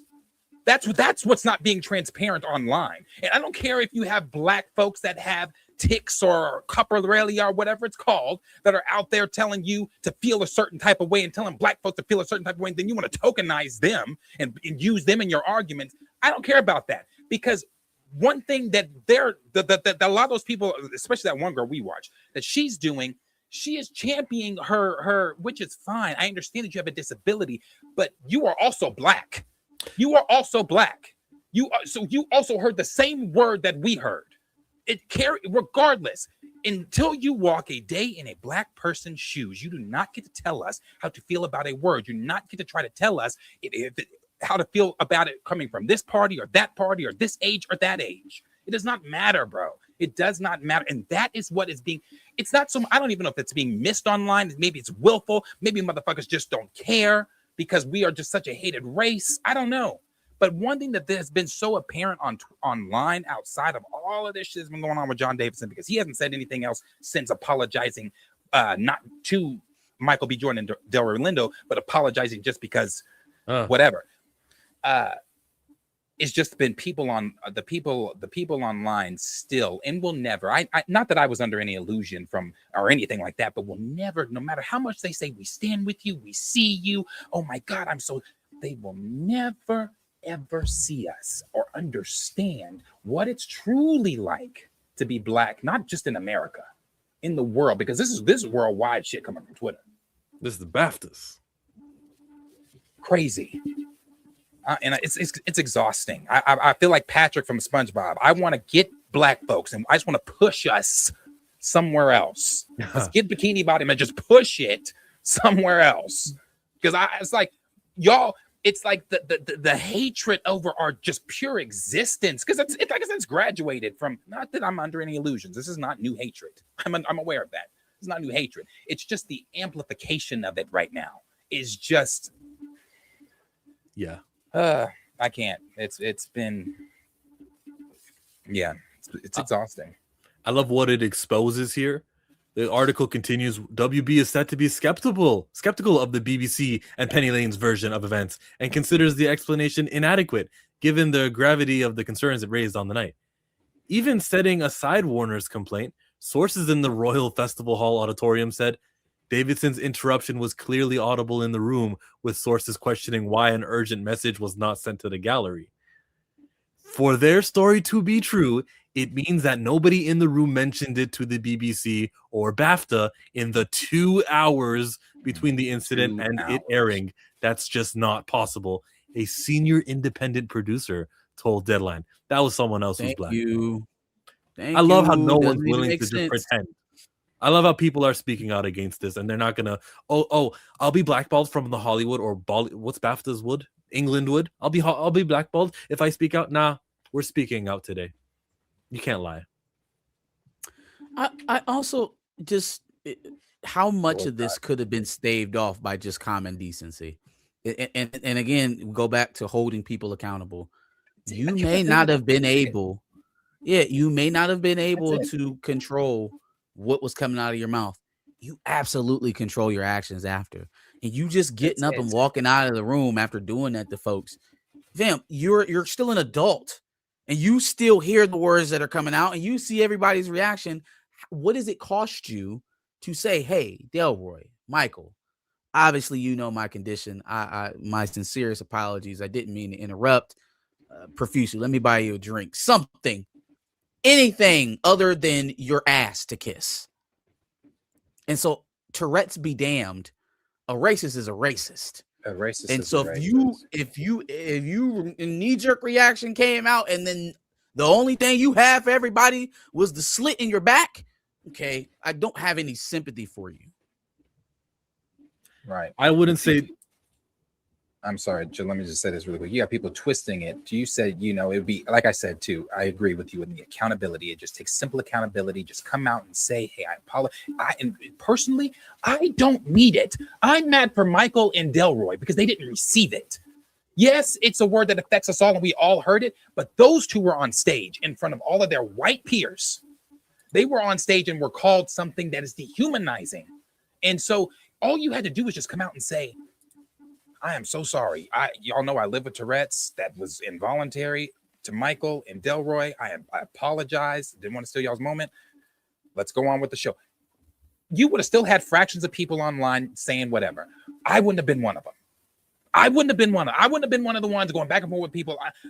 Because the accountability was there. That's all it takes. Is just a simple accountability. All you had to do was say, boom, I'm sorry.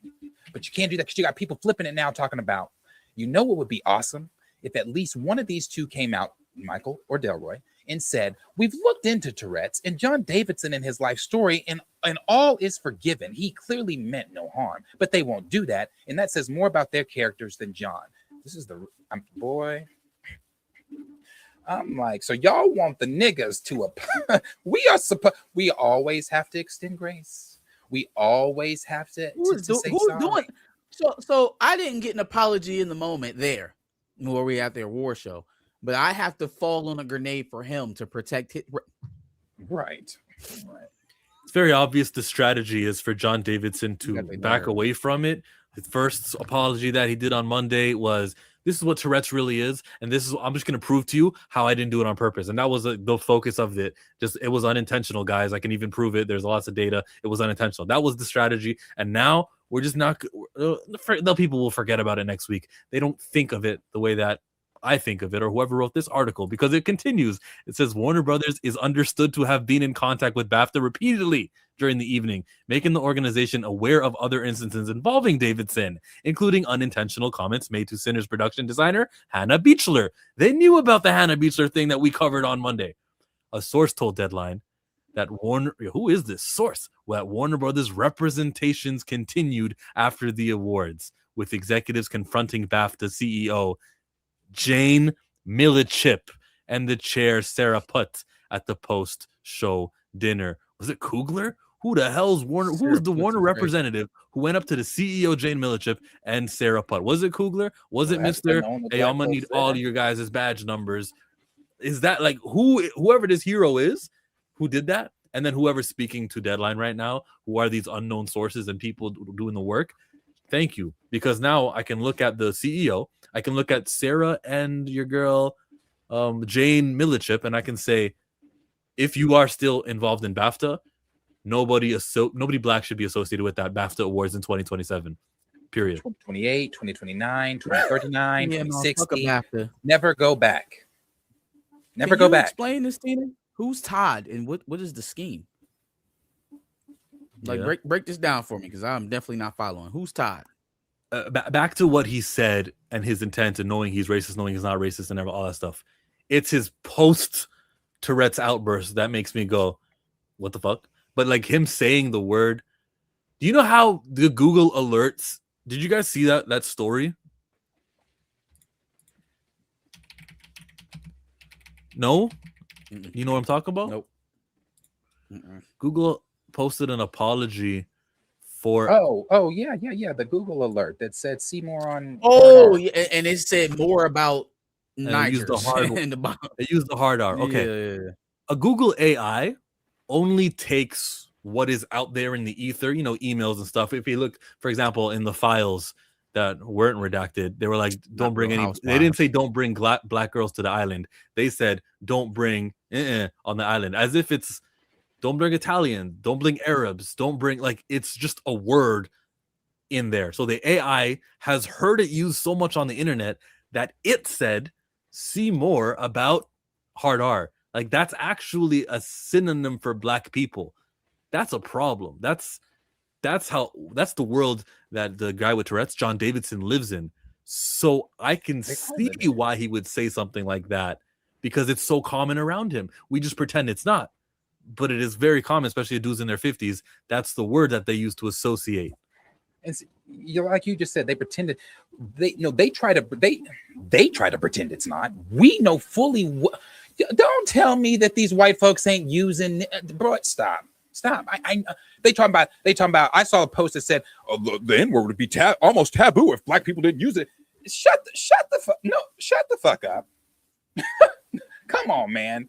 Come on. They use it at home. They're using it at home. It's like water. It runs out like a faucet for them. They're like a faucet. It just runs out like water for them. Yes, they're using it at home. You know what's hilarious about that statement is that you saying that, like, oh, it would be obsolete if black people stop saying it. You acting like black people are using it with y'all. Like, right? What do black people say that amongst themselves have to do with you saying it, that we're existing in your mouths? It's not like we're interfacing saying it with you. And that's their shit too. I've seen that one. Well, if they're so upset about it, why do they use it amongst themselves? First of all, it's reasons you'll never understand. It's reasons you'll never understand. Mind your business. What does that have to do with you? Mind your business. I can't. Oh, I haven't said anything else. I haven't argued with nobody about it in 2 days, and I'm proud of myself. So I can on Twitter. I've had to, just like Delroy said. Say it. Say what you want to say. Go ahead. Say it. I'll say it with you. Say. What's the context of that clip? Is it a movie? Is it him? Where's that from? He was doing an interview, and somehow they got on the subject of black people saying the N-word, and he looked at dude and said, "Say it. Come on, go ahead. Say it. Say what you want to say. I'll say it with you. Come on. I think that is a bit from something though. Okay, that's conflicting reports. I really want to know though if it was a bit. Is that from a movie? I thought it was. From I don't think it's from a movie. I think it's from like a. It is from a show. Hold on. It's another one of those Key and the Peele hell out of skits me. I thought it was real news. Okay. He says from it's what? a movie. It's a movie. Oh, it's a movie. Okay. Hey, they got me. They got my ass. I thought it was on somebody's news channel. It's a sketch, not an interview. Lindo said so. All right, good. Okay. Well, Lindo did he did your girl J Hud. He did her. No questions were asked about it. I guess that's the route he's going to take, where he's not going to speak up on it. I will not point my finger at him or say where's the sufficient. Wouldn't I said this? I said I wouldn't either. Remember? Because it's like, why do a bring up a dehumanizing moment again and bring down the entire room with another black person who's interviewing? And we're about to talk about the N-word that we both know. We both know you being a black person who's interviewing me being the black person being interviewed. We both know how damaging that word. We don't need to go into the minute details for the audience about what that word means. You want to know what that word means? Google already is gearing you up for it. Click on "See More" for niggers. There you go. Learn more.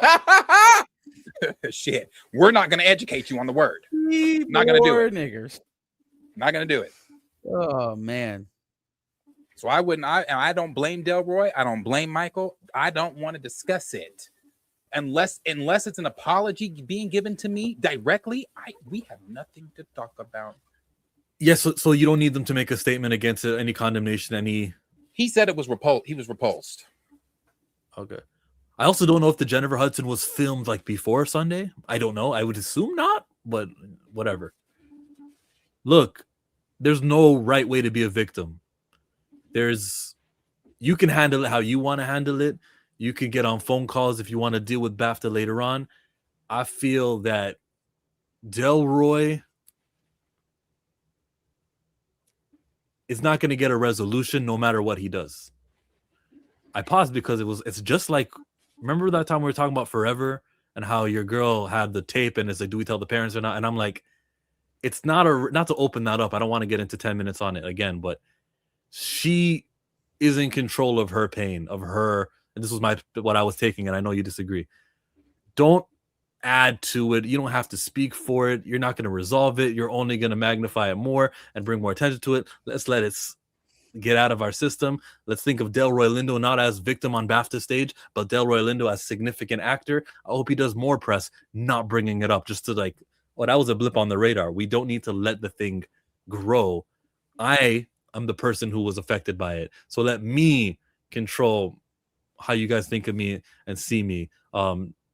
Side note, remember how Janet Jackson had the thing happen at the Super Bowl? If she would have just not brought it up in interviews, if she would have just put out a hit song later on, made everyone forget about it, I think she could have escaped. I think she had to address that one. You could address it once, but if she would have pulled her titty out on national television, she couldn't just ignore that. Not that you can ignore it, but when that's all she was ever, when you think of Janet Jackson, it's that right away. I think you can control narratives by making people talk about you the way you want to be talked about. Oh, I'll come on the couch on your TV show. Hey, I'll do this movie and that movie. I'll do this. But no one's allowed to bring up what happened at the BAFTAs. And if like Delroy doesn't need to have no stance on it or nothing. And Michael B. Jordan.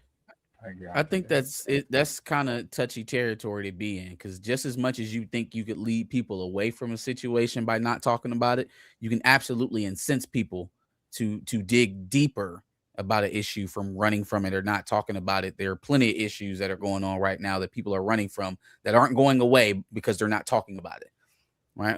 And so some of the most salacious stuff sometimes does call for at least a response. Now, do you got to do sit down interviews? Do you got to, dig deep into your feelings about it? Maybe not, but a press release at very least addressing it, letting people know that you're cognizant of the issue around it. Sometimes that stuff is just standard. I think you walk a thin line when people are obviously talking about something with you or about you, and you're indignant to it. You don't want to acknowledge it at all. It's a slippery slope. It is a slippery slope. If I'm Michael B. Jordan, I want my reputation to be the guy who played Smoke and Stack. That's what I want. And then whatever my next project is. So get out there, do an episode of Grey's Anatomy, guest star in some. Get out there. Make sure that people are seeing you for your talents and not thinking of you as the guy on the awards show like Kanye or something in 2008. Why did she... No, I'm sorry. I had to look up the boob slip. Why did she just stand there like that? What is it? And why did he rip that off anyway? Because that's the Are you talking about Janet? Yeah, I had to look up the boob slip. I haven't seen it in a while. So I was like, oh, let me see this. Why did he do that? Was that part of the... I'll have you naked. It was part of it, but song. But I don't think he was actually supposed to rip her titty out. I think it was supposed to happen, but there was supposed to be a rip, but there was still supposed to be something covering it. Yeah, it wasn't supposed to be all the way down to the nip. And more so, why is it on YouTube where I can just see the whole thing as if I'm watching it for the first time? It's not blurred, It's like I don't think we were supposed to see areolas on national TV, Tina. They couldn't plan that. They couldn't plan to get naked on national TV during the Super Bowl. Yeah, it was just supposed to be like a little and it's all still here. Why is this? And this says Super Bowl nipple. Well, they can't scrub the internet. It's forever, dog. It was on Al Gore's internet. It's HD. Yeah, no. And Justin's just sitting there staring like, oh. Interesting. So Mike it's live during this time. What did Mike think? 5 days. There is no united all black actors in Hollywood and British Hollywood. There is no stance. There's no, all right, here's a consequence. There's nothing. Are they waiting for the Oscar awards to happen, get their Sinners awards, and then now let's start? Like, what are they waiting on? Or will they not do anything at all because they're all chicken shit? I don't know. Well, I think the BAFTAs for black actors is probably blacklisted right about now. If not for, the larger black Hollywood community, then definitely by way of however Warner Brothers is able to affect their, American contingency that comes over there and engages with the BAFTAs. I do think you'll see a decrease in that. As far as what will happen in America because of this, I don't know. I don't think If we was gonna boycott the Oscars, we could have been doing that. You know what I'm saying? Don't let a man 3 leagues away on a different continent just shouting an obscenity be the reason why you boycott the Oscars. Like, no, come on, man, we could have boycotted the Oscars years ago.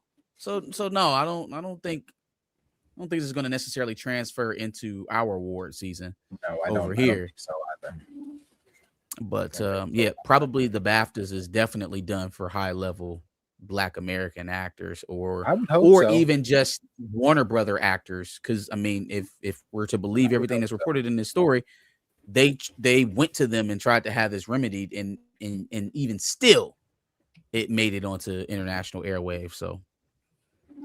But I would hope not even. I don't hope it doesn't even stop at just Warner Brothers actors and directors and producers. I hope it. I mean,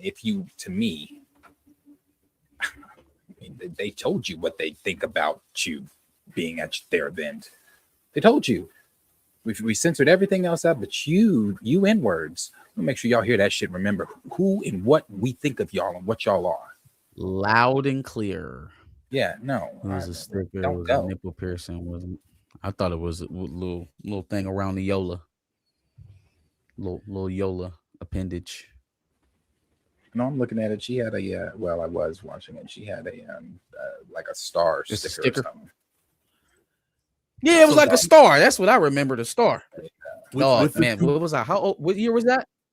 It was 04. So I was in the 4th grade. Damn, 04? 22. I was 11. Yeah. Damn, what a time. What a time. The Image Awards are coming tomorrow. Maybe there will be some sort of united front, maybe in a crowd full of people. Ryan Coogler will say something about it. I look forward to that if they do have their Banana Boat ESPY Awards moment also. So that's tomorrow. That's going to be huge to me. And if he doesn't say anything, he probably not going to say anything at all. The people, Jane, what's her name? Jane and Sarah, who were working over at BAFTA BBC, those guys can't still be working there and have the same black attendance that they had this year for next year.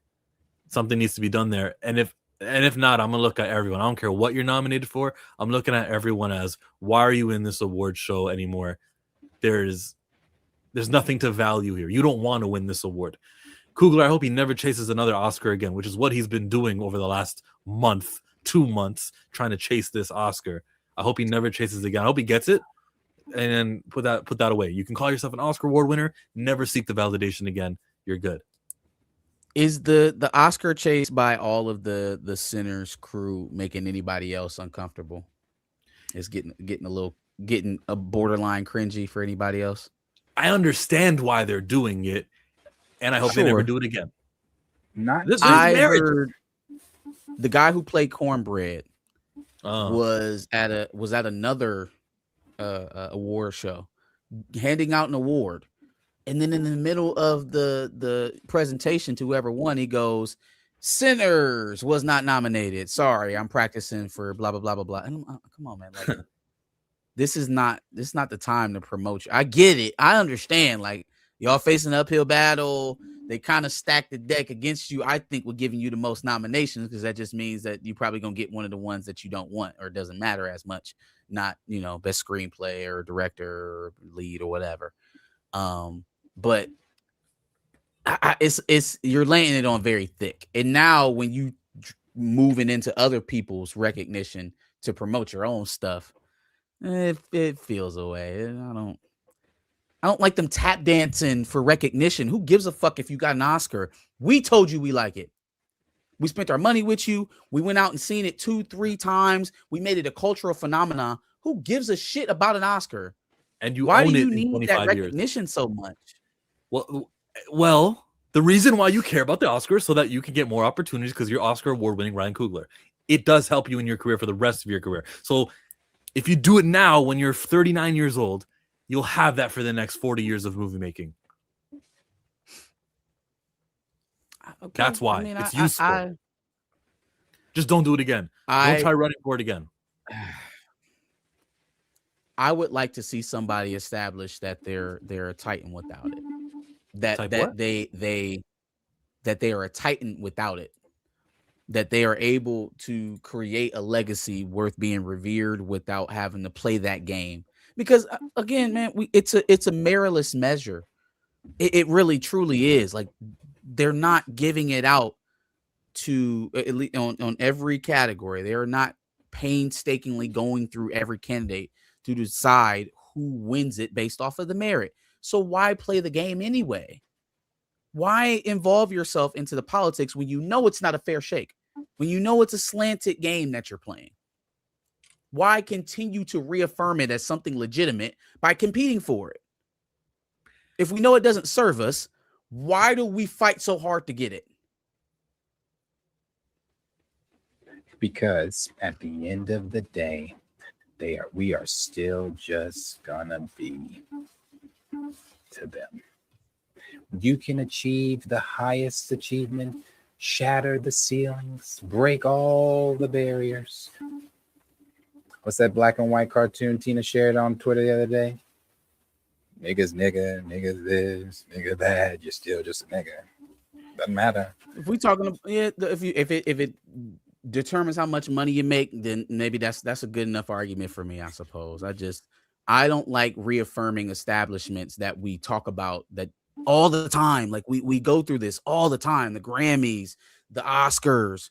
We do this year after year after year. Why do we keep holding up these institutions that don't care about us? And it starts with the stars, right? Like, we can talk about how meritless it is all the day, but if you're just going to show up in your Sunday's finest, begging, please, sir, acknowledge me this year. And I mean, they've done it to some of our greats. It's not just the young and up and comings. They've done it to Denzel. They gave goddamn Samuel L. Jackson an honorary fucking Oscar, as if he never earned one in his long filmography. Like he never had an Oscar-worthy performance in his life. They gave him an honorary award. Well, come on, man. How bad do they got to treat us for we get this? Angela Bassett got one too. Yeah, and What see Angela. Ooh, she's coming back. Yeah, Angela's too. We've never had a movie nominated so many times as Sinners has. This does make it a different than the Malcolm X movie or any of Denzel's snubs or Spike's snubs or any of the other movies that have been snubbed. This is rare air. I'm just saying though, after this, please stop. Please don't look for it anymore. Actually, wait to do a movie so cool and so sick that you say, actually, I don't even want to put it in contention for Oscar awards. I'm good. He can't do that with Black Panther 3. That's Disney's movie. But the next time you own something, just say, no, we're good. We're fine. Or at least don't even campaign for it. As a used to be, because I don't anymore, AAU basketball coach, a honorary trophy you can take to hell. That's to me, that's an honorary trophy. Yeah, you can take to hell. That's the a equivalent. participation award for acting. Yeah, I mean, I used to hate, even when we would got put out of the championship bracket and get put in the silver bracket and give us here's your first place silver trophy. I don't want that First place silver trophy. Oxymoron, jumbo shrimp. What are we talking about here? What up, Tina Locklear? Hey, fellas. Locklear. I can't believe y'all ain't never seen the meme of it was a scheme that Todd. Darius, you ain't seen the meme that it was a scheme that Todd set up? No. I'll send it to y'all. So when Candy and Todd first got together, Mama Joyce was like, you don't need to be with him. He gonna take your money, da da da da da. And her aunt, who's older, is like 60-some years old. She was like, I feel like this is a scheme that Todd set up. So that's why I was saying, like, this whole BAFTA situation, like, those award shows are so well produced. This shit was a scheme. They knew what they was doing. Why would you put a microphone in front of that man? Like, I feel like they did this on purpose. Because why? I agree. You set it into a mic?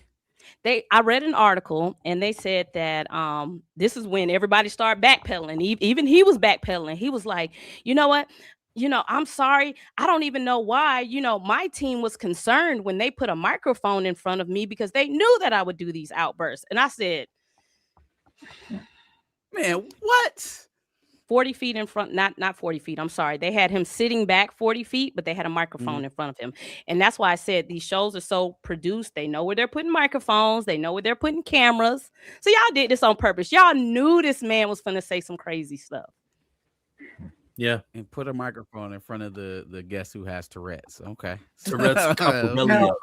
Here's my question. Have y'all seen I'm not watching, I swear, but have y'all seen the clip going around of the blackface? So finish that blackface. What is it? So there's a clip in the movie where he's painting, I'm guessing with a sibling or something, a friend or something, and they're painting their room black, and then they take the paint and they put it on their face. Huh. And this is the movie about his life, right? Because he got a movie. Okay. Yeah, all right. Now they're not saying anything racist, but and now they could have just been painting. I don't know, but people are running with it and saying, this is the movie y'all want us to go see and to explain to us how he's not racist. Imagine having some disability treats you get treated differently in life. You get you're uphill battle your whole life, and you're like, you know what though? Still racist. I'm still gonna be someone who practices slurs and uses all these words and shit. I'm gonna be in the room with a lot of other racist people because I may have Tourette's and I may have my tics, but I'm still white. But I'm gonna hate But them. I'm still white. Oh, but them N words. I feel like they using it to promote the movie. I feel like it because the movie's getting ready to come to America the same day that Michael Jackson is coming out. So the movie's coming to America in like a month or two. And when y'all see his first response, like y'all said, wasn't, "Oh, I'm sorry," his first response was, "Now I need to tell you guys about how Tourette's is." And if you watch my movie, I'm like, what the fuck is this? Yeah, that was If it. you Yeah. watch my movie. And then you had the Tourette's World Organization. I'm getting the words wrong. Please don't. I'm not even trying to be funny. But I'm not even trying to be. Stop, Joe. The NWO. Those people they put out a statement doubling down on it, saying how you all need to educate yourselves, and this was an accident, and this is not blah blah blah blah blah. I was like, that's what your girl Kill K1 Yoshi, when she did her video, she was like, "No, it's about Tourette's. It's about Tourette's. I want to defend my Tourette's stuff." I don't care about the Tourette's part of it. I don't care about that. That's it. No one cares. I'm not upset that the man has a disability. He can't help that. But you can help. About the lack of accountability, bro. That's it. You know it happens. It's not the first time in his life that he's done that. He knew it was going to happen at that award show. I seen a clip of because he has the movie that's coming out that Darius is talking about, but there's also documentaries that he's done, and he's saying in the documentary, when I see black people, I just let racial slurs fly. I just let them go. Which so it's like that was the clip that Stamina was just talking about. Right. So if you are the BAFTAs, okay, y'all have watched this movie, y'all know about this man. You knew that you had the whole cast of sinners there and other, British black people were going to be there. You knew what the possibility. Why would you put a mic in front of him? Because they wanted this shit to happen. See, that's where his family was there. His family should have been like, hey, we're not about to, we can't, but unless family was in on that, was just the overall, hey, everybody. Well, my point is that even through all of that, you still have a chance to correct it. Like, just like the article said, you would have had to sit up there for 2 hours during the show and not a single person said, "Hey, listen, I don't know if you caught it, but during the acceptance, it was you heard it, right? Okay, we're gonna have to take care of that." Because you found a way to work out Alan Cummings' outburst or the outburst around Alan Cumming, and you found a way to work out Homeboy's Free Palestine part of his acceptance speech. So save it. Save Not it. for me. Like, I hear you with the microphone stuff, and that it doesn't really make sense why you would know that individual is going to have outbursts and then make it more audible. But even beyond that, even if that was a mistake, it's definitely not a mistake when you're going back and editing other shit out and leave that in. That's why I said it was a scheme that Todd set up. You see all the content creators, British ones, were like, the BBC, they've always been like this, and I'm kind of learning about the BBC and stuff like that. Do you see how many people are like informing and putting out their little shorts? Because it's all over my feed of just, in 2012, the BBC did this, and then they did that, and I'm like, okay, this is just par for the course. Yeah, I mean, that too, though, with people sharing that, I'm like, oh, okay, so people in Britain have always been racist. Thank you for that update. I guess, yeah. Yeah, of course. Yeah, I'm like, the BBC has done some racist shit. They're racist over there. I knew they were racist. I didn't know they said the N-word. I swear I didn't. I lived in Europe for 4 years. I ain't never hear nobody drop the hard R. They probably said it behind my back, but I didn't know. I swear to God. They have some other words.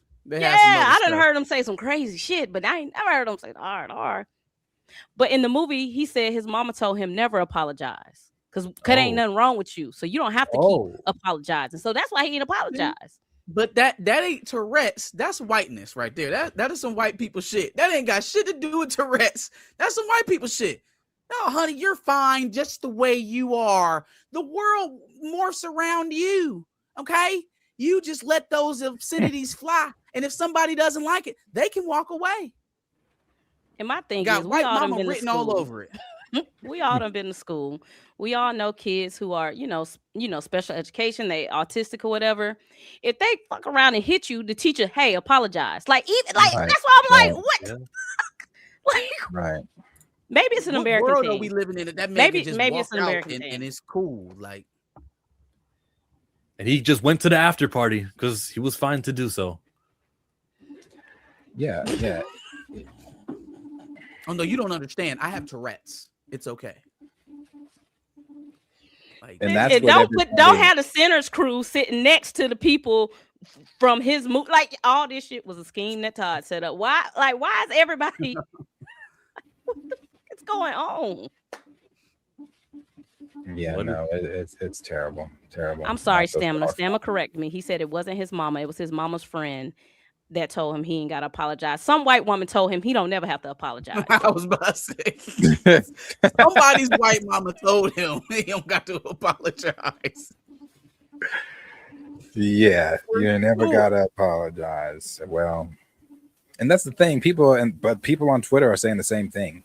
I don't understand why you guys are thinking he needs to apologize. He has Tourette's. What don't you understand from that?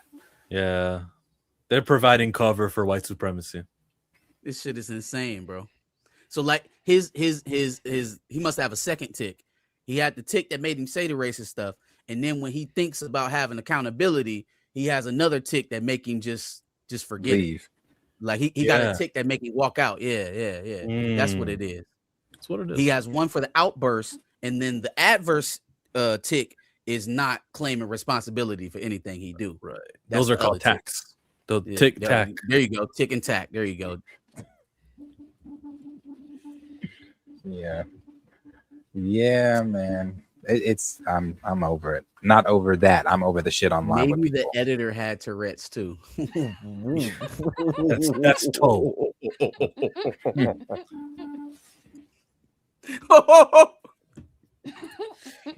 I'll allow it. That's fair. I will allow it. Let's get into one of the last super chat. No, there's one more super chat. How about give me Idris Elba? Last night took a L, but tonight I bounce back. Wake up every morning, by the night I count stacks. I tried to warn some of the brothers and sisters that follow Nerdrotic and Jester Bell that they was gonna stay on the Jester racist Bell. code. Now they shocked. Is Jester Bell play on Jezebel? Yeah, that's a new one. This is just a bell. Yeah, She's like Jester a Bell. She's a 25-year-old little round commentator on stuff like this. I never heard her say anything overtly, but I don't watch her every video. But yeah, I could sense it that she was on that. she's one of those. She's a anti-woker. That's her thing. Regardless, though, Yeah. this is not what I like. We're on Pantheon, baby. It's Chillmonger, it's Tina, it's Darius and Marcus. We've got channels. I want to talk about Black Comic Lords, who are going to do a big panel tomorrow with the Dakota incident, and all of the creators are going to join. I want to talk about how you got to subscribe to the Dramax show with Mika and Blues House, who did another coverage of the BAFTAs themselves, and I want to direct you there. How about the Spoiler Kings? When we're done here, why don't you guys watch them? I don't want to talk about Nerdrotic and Jesterbell and provide attention to the people that we don't think, how relevant are they? Why are we making them more relevant? That's all I'm saying. That's all I'm saying. I appreciate the money, though. Yeah. Go ahead, guys. You got to know sometimes when you send a super for chill, it comes with a it comes with some preaching and parenting. But thank you, sir. Appreciate it. Kill, you gonna have people stop sending you money. You got to know when to pull it in and pull it. Know when to back. hold them, know when to fold them. Yeah, that's right. Know when to walk away, know when to run. You never count your money when it's sitting at the table. Leave enough time for counting when the day's done. You make me want to double down on this and tell him why he's even more wrong. Oh Lord. Guys, He said, subscribe to "Fuck hold 'em and fold 'em, RDC baby." World. Go ahead and give attention to Corey Kenshin. There's a lot of content creators out there who are fire, melanated too. Conspiracy Chill meets Lecture Chill.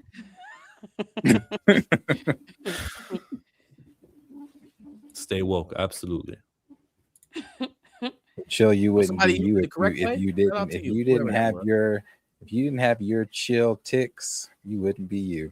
It wouldn't work. This show wouldn't work without Chill being chill, man. Chill's got to be chill. The chill ticks. Well, then, do you disagree with what I said about when they paid money right now to spotlight those creators? They're empowering them. Wouldn't you agree with that?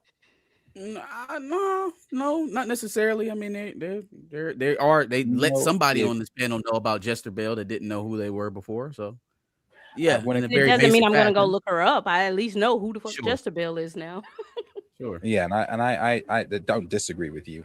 I don't disagree with what you said, but when it comes to supers, for me, they send them money. They can say, yeah, Fuzzy Wuzzy was a bear. Fuzzy Wuzzy had no hair. We can, hey, that's fine. Yeah, and I read it. I just disagreed with it, but I appreciate the money though. Like that support is still support, right? It is what it is. Yeah. But if you pay money to say some shit I disagree with, you will especially those diaspora war ones. Ooh, I'm not shutting up on that. Oh yeah, I'm not saying like fold to the money. You just say know when to hold and fold. Yeah, know when to hold them, know when to fold them. All right, I have folded. I mean, I've unfolded. Whichever one I just did.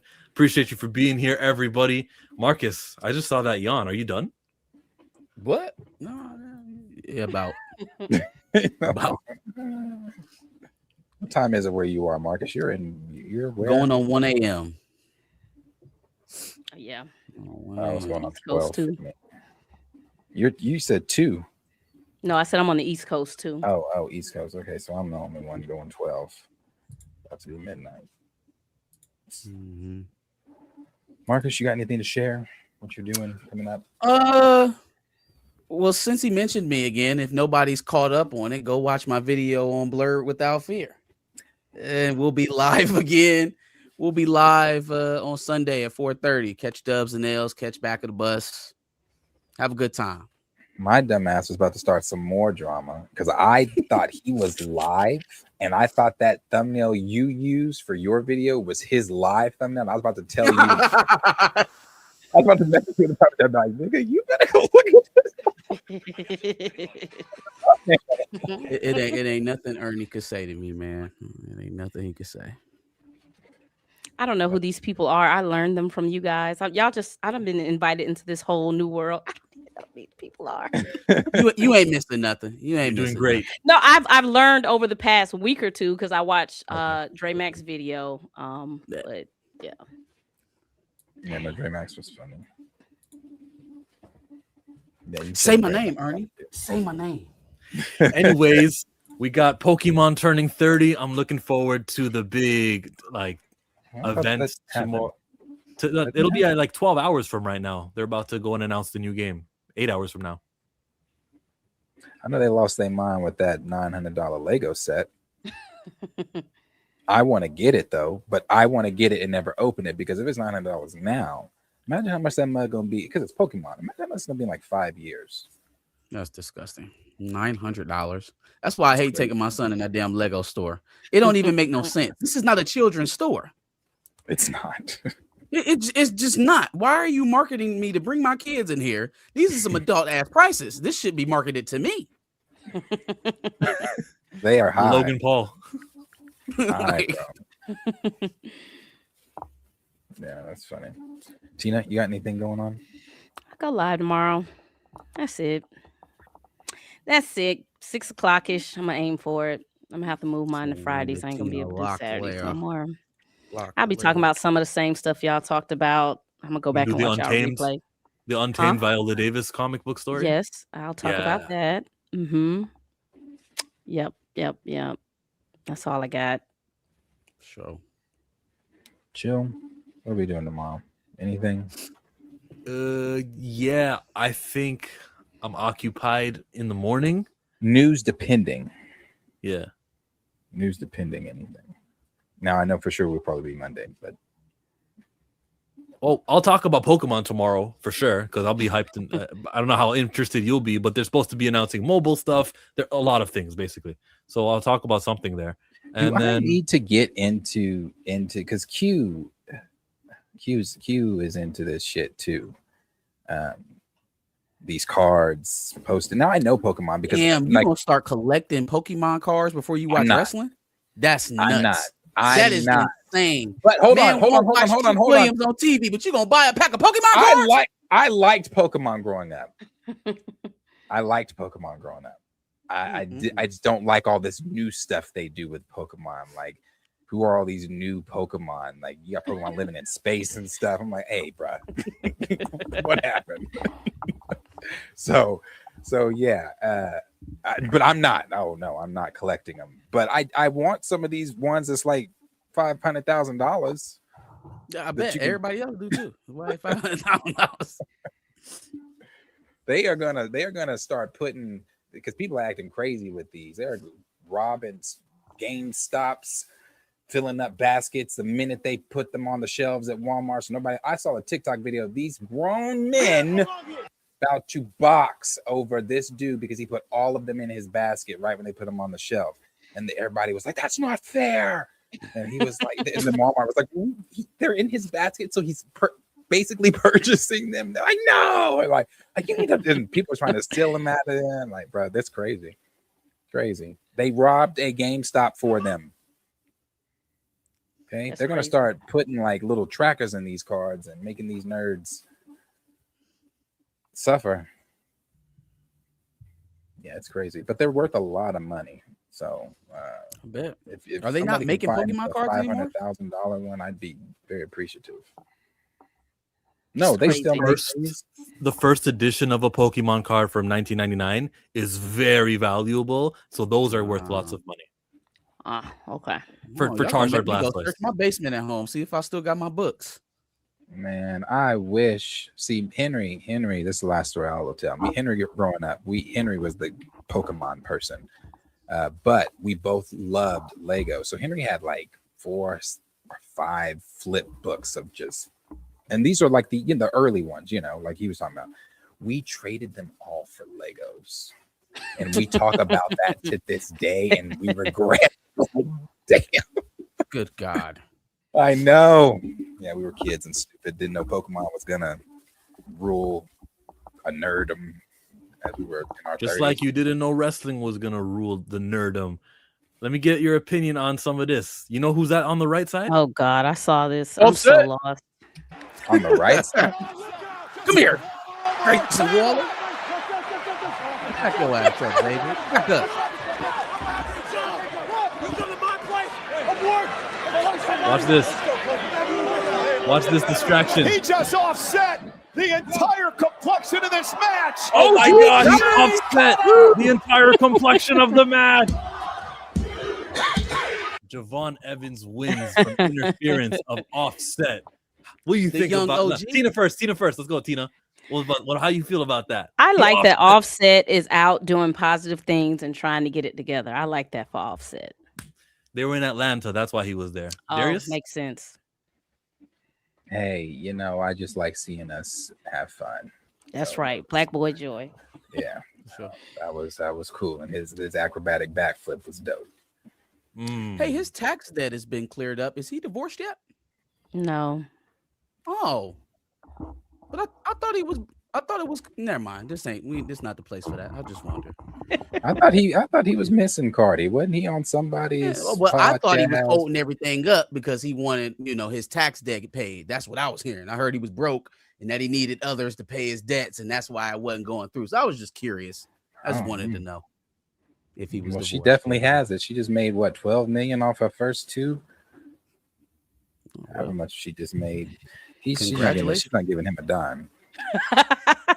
Look, she is one who will fight you tooth and nail too. She will fight. She don't care. All right, now that we know that other situation is cleared up, don't y'all be upset because we already know what the pattern is. Don't y'all get mad. Don't y'all get mad. Y'all just expect what y'all should have already expected in the first place. I wouldn't get mad. I would like it if they worked it out. I always said that dude was supposed to be her fun guy. She should have never got pregnant from him. That was just your fun guy. That shit was crazy. That shit was insane. And then she tried to explain it like he was the replacement. But anyways, the amount of vitriol that man is taking in the aftermath of this stuff made it seem like she was never ever going back. But don't y'all be surprised now. Don't y'all be surprised. People reconcile all the time. People make up and break up. She might invite him on tour. She's having a hell of a tour right now. Yeah. I wouldn't Yeah. mind a clout Invite him to the reunion. We do anything for clout. We do anything for clout. Hey, side note, I really like Cardi B's song "What's Going On" with Lizzo. I like that one better than the one that they got with Nicki Minaj. Yeah, I Fuck like it, the Nicki song. Minaj. Fuck it on Onika. KJ says, "Don't forget to watch Black Indies wrestlers." Man, I wish I could point to someone who's like doing phenomenal. Who's a Black independent wrestler? Something Sosa. What's his name? Ricky he's Sosa got the in Chief- Belgium. You got the Chief Keef entrance. I like him. There we go. Ricky Sosa. If you're in Belgium, go check him out. Where is Chief? Sosa. Bang, bang. You know, remember when I asked the other day where Jonathan is, the baby? He did a interview. He did an interview where he said he chose to fall off because he wasn't gonna be played in the industry, and people were like, "Wait, this is the same dude that wore a diaper?" Yeah, it's the Hey, same. niggas will really say anything, Darius. They will get in front of these mics and say anything that they think people will believe. Yeah. No, actually, I tried to fall off. Like I ain't want to be up there. It didn't suit me. All right, Kurt. Hey, all by right, Kurt. popular demand, the baby. If I ever slip, I fall into a better situation. So catch up, go put some cheese on it, get out and get your bread up. Get your bread up. I'm too fly with $2. Speaking of ATL, shout out to the Paradox, a black band. Yeah, I've been seeing them. Oh, this is that those young kids, right? Yeah. Mhm. I saw them. I was like, Shout out come to the on, we Paradox. can do anything we want to do. Yeah. We about to take hockey from them next. Hey, don't let us on the ice, baby. Don't let us on the ice. Oh, That's that young man. band. Yeah, shout out to them, that group of boys. Shout out Jerome to them. McGinley was captain of Team Canada in 2010 when we won it. So I don't want to say, oh, the hockey needs to be. No, hockey has made strides. I'm just saying. And then the Paradox band, they copyright struck us the last time we tried to play them. So no, you're not getting. Probably They they copyright strike. They It was said, probably "Hey, they bro, label. we It are." wasn't them, They most need likely. it. They need Yeah, I was about to say, it. we are They up and grinding. Give us that Whoever money. they signed to did that. That wasn't them. You know what? Mr. That's Dangerfield? a strike I support. Yeah, I can take that one.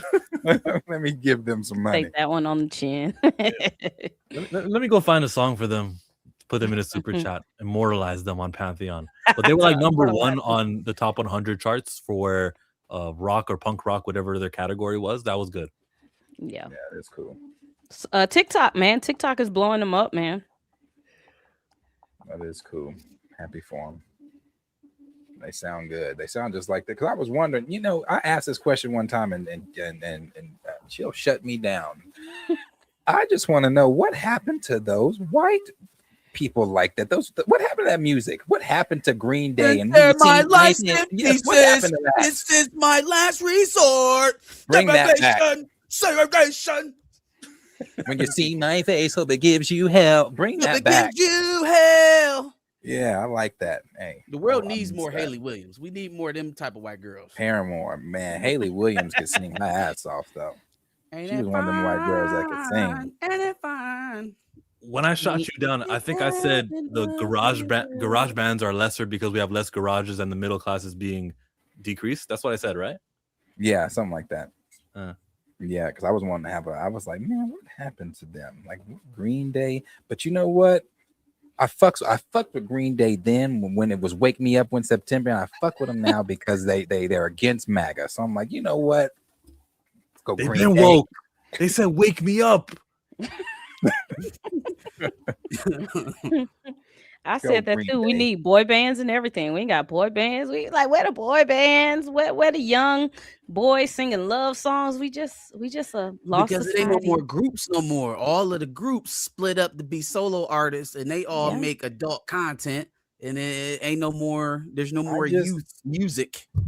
I just watched a reality show that Simon Cowell put out on Netflix, and he is doing the same thing because he put One Direction together and all that kind of stuff. So he's trying to put. He's like, what he said the same thing. Why are there no more bands? So he did this whole audition process. I'm sorry, and I'm not even trying to be funny. There are 2-3 boys on that group, and maybe that's all you need because you don't need everybody to be a voice, but 2-3 boys on that group that can sing. There's 7 of them in the group. Too many. He couldn't. That's what I said. I said it's too many, but he didn't want to. He didn't want to split them. He was like, I couldn't do it. I think they're all fantastic. I'm like, you are not the Simon Cowell that used to send people home crying in tears. You're not the same. So anyway, they're a little band. I forget the name of them, but hey, be looking for them. There's a couple of Brits. You know about the S Club 7? Mm-mm. Oh, it's a British band, but they had 7 members. Dana don't know nothing about them. Didn't they? Stamina, somebody. All right. Anything else to share? K-pop came and ate them all up. Cat's Eye Drama is something too. Nah, I mean, K-pop is huge. Don't get me wrong, it's huge, but I feel like it's not really infiltrating like American pop culture like the old boy bands used to do. Like anybody knew who the freaking Backstreet Boys was in NSYNC. If I asked my mom about a K-pop, she gonna be like, who? It's because we done already seen it, Tina. They're kind of just rewashing early 2000s pop and R&B. Yeah, and it'll come modernizing for their audience. Like, so it'll like all this old stuff, like how they're doing this whole 90s fetish right now. Those bands are gonna come back. Somebody's gonna be like, oh, we got to do these bands, and they're gonna get a boy band together. They'll be back. I don't think so. I think people realize they don't make no money in music no more, and the executives don't want to push that. They don't want to do it. You're right. They may not be back because they got AI songs, whole ass AI artists on the radio. So anything they can tour off of, they want to do. So if that ends up being an AI artist, if that ends up being some new band, anything that they can tour on, they like. So if something pops, that'll be the next thing that everybody copies. Yeah. Yeah. Before we go, y'all got to play my meme that it was a scheme that Todd set up. I can't believe Look it up. Yeah. I got it right here. Hold on. I'll see if I can upload it. I cannot believe Darius. I just knew you would know. Like, you be watching reality TV. Yeah, but could have been scheme. And this was early Real Housewives. Yeah, so this was when they was trying to tell Candy. Candy, about old girl from what is she from? Total. Are you black? Or Escape. Sorry, my bad. And they was trying to tell her don't marry Todd. And the auntie was like, "Listen, I'm telling you, this is the scheme that Todd is setting up. He gonna end up taking all your money." And you see what's going on today. But anyway, they're divorcing, and he's trying to take her money. Well, it could have been a scheme that Todd set up for him to come to you with the bush. Hey, but she had it. She had it all along.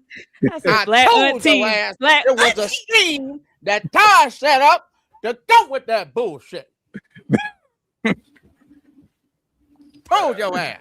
Don't want to Black listen to aunties. This was 10, 12 years ago. She told Candy, like, I'm telling you, that man is gonna marry you and take your money. He's setting a scheme up. So that's why when we was talking about the BAFTAs, I'm like, y'all, this was a scheme that Todd set up. That's funny. Yeah, and what are we gonna do about it? I really hope we get that Avengers Assemble of every black actor from Kerry Washington to Aaron Pierre, but I don't know. You know Zoe not gonna be there. But what does that do? Let's say we all get up there Saturday with the NAACP Awards and we stand side. Like, what the fuck does that do? That's true. I agree with that. It's symbolism. It is just like the kente cloth and the politicians, all that. It is symbolism, but sometimes that does uplift spirits and does result in the change. Like if people's good spirits and okay, we're all together with this, good. Well, we're F the BAFTAs. Like a common enemy kind of helps morale. Like when Danzo revealed that Naruto had the nine-tailed in him, and all the people just hated him, and it kept them all united on Konoha. Remember that? It's like that. I think their spirits are going to be lifted just being around other black people, but like y'all all know, we all don't think the same. We all are not going to get on the same page, because just as sure, if, like somebody says, if Aaron Pierre has a starring role, he's going to the BAFTAs next year. No, people are not going to back out. Yeah, look, like y'all said earlier, people have not boycotted the Grammys. Jay-Z been talking about it for so long, his ass still showed up 5 years later. You back? What you doing back? Why you back? And yeah, that's why I think phone calls need to be made, and everyone needs to be united on it. Don't do the present, or don't do the statement without the no. We talked, like, we're all gonna not show up. We're all condemning it, and if you're not gonna do that, then don't do it at all. This is a stupid comment. So now Aaron Pierre's black, but he can't play Black Panther, right? Silly. You doing your own thing. You shouldn't have highlighted him. You shouldn't have platformed him. See, you're right. But the reason I did so was so that you can see what I mean when I say Arthur Rose. Even when he sends super chats, he is a diaspora warrior. He is an enemy to the cause, and I rebuke. Yeah. Now you might be on to something with Arthur. You might took be one on comment, Darius. I was right. Chillmonger's always right. Part 11. You might be, because this ain't the first time Arthur then came in here and tried to stir some pots. So you might be on something with him.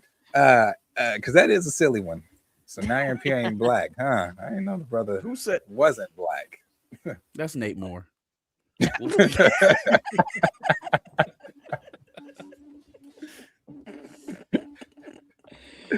Shit, we not even all aligned in this space. That's why everybody, I guess, been arguing the past 2 weeks. Like, not us. Nah. Like, hey, look. I ain't throwing no shade because I'm in and out. I don't know. I'm just saying. You ain't gonna get all them black people at the NAACP Awards to take a stand. You right, Tina, because it's always gonna be one over there wearing that burglar mask, doing his tap dance. You know what I'm saying? So we can't all just get together. You're absolutely right. It's always one. Pick me. I think Aaron Pierre is too dark to play Casper Cole. Like the old Casper Cole, the new one. I don't know what they were doing there. I thought Casper Cole was light skinned. Yeah, very light though. Like Aaron Pierre is too dark for Casper. No. Except if you read Aaron Pierre is a light bright. Where do y'all get this? Light ass where Aaron Pierre is brown. He's very light. Yeah, Aaron Pierre is very light skinned. He is very light. He is a light man, or maybe his eyes make him lighter, but he's a light man. He has a very yellow hue. Golden. And it could be a regional thing too. I learned that depending on what region you're from, people consider different things light skin. So yeah, what's her name from South Africa? She had a problem where she wouldn't answer the question on Breakfast Club. Mm-hmm. Was there makes me sweat? Tyra. Yeah. Tyra. And she just wouldn't say so when all she needed to say was, well, we have the word colored, we have the word black, and we have the word mixed, and all she needed to do was explain that, but she didn't. And then so she doesn't consider herself black because that's what South Africa doesn't consider black. Yeah. And I'm okay with it. I mean, just as long as I learn and I know what the lingo is in different lands, I'm not gonna jump on anyone. Yeah. I don't know that his eyes make him any lighter. The brother is light blind. There he is. There he is. That's not an accurate. I don't know no black man that color. What the hell is that? That's like Aubrey Graham. He's gray. Like, I don't know who that is. That's Tyreek Withers. That man is gray. But even Tyreek got a little color. That's a white man. That's a white man. Pasty. That's Tombstone. But in the latest Black Panther, he showed up and his skin like was so dark compared to what he's supposed to be. I was very confused by that one. That was bizarre. Could be the lighting on some of these pictures, but yeah, like Lauren said, that's albino. That is not a light-skinned black man. That's Tombstone, like y'all said.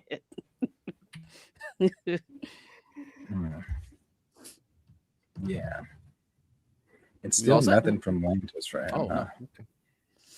Oh, sorry. No, we're set. No, I was just no, we're set. I was just asking. Just nothing from Lantis. We were just on. Fall asleep on here.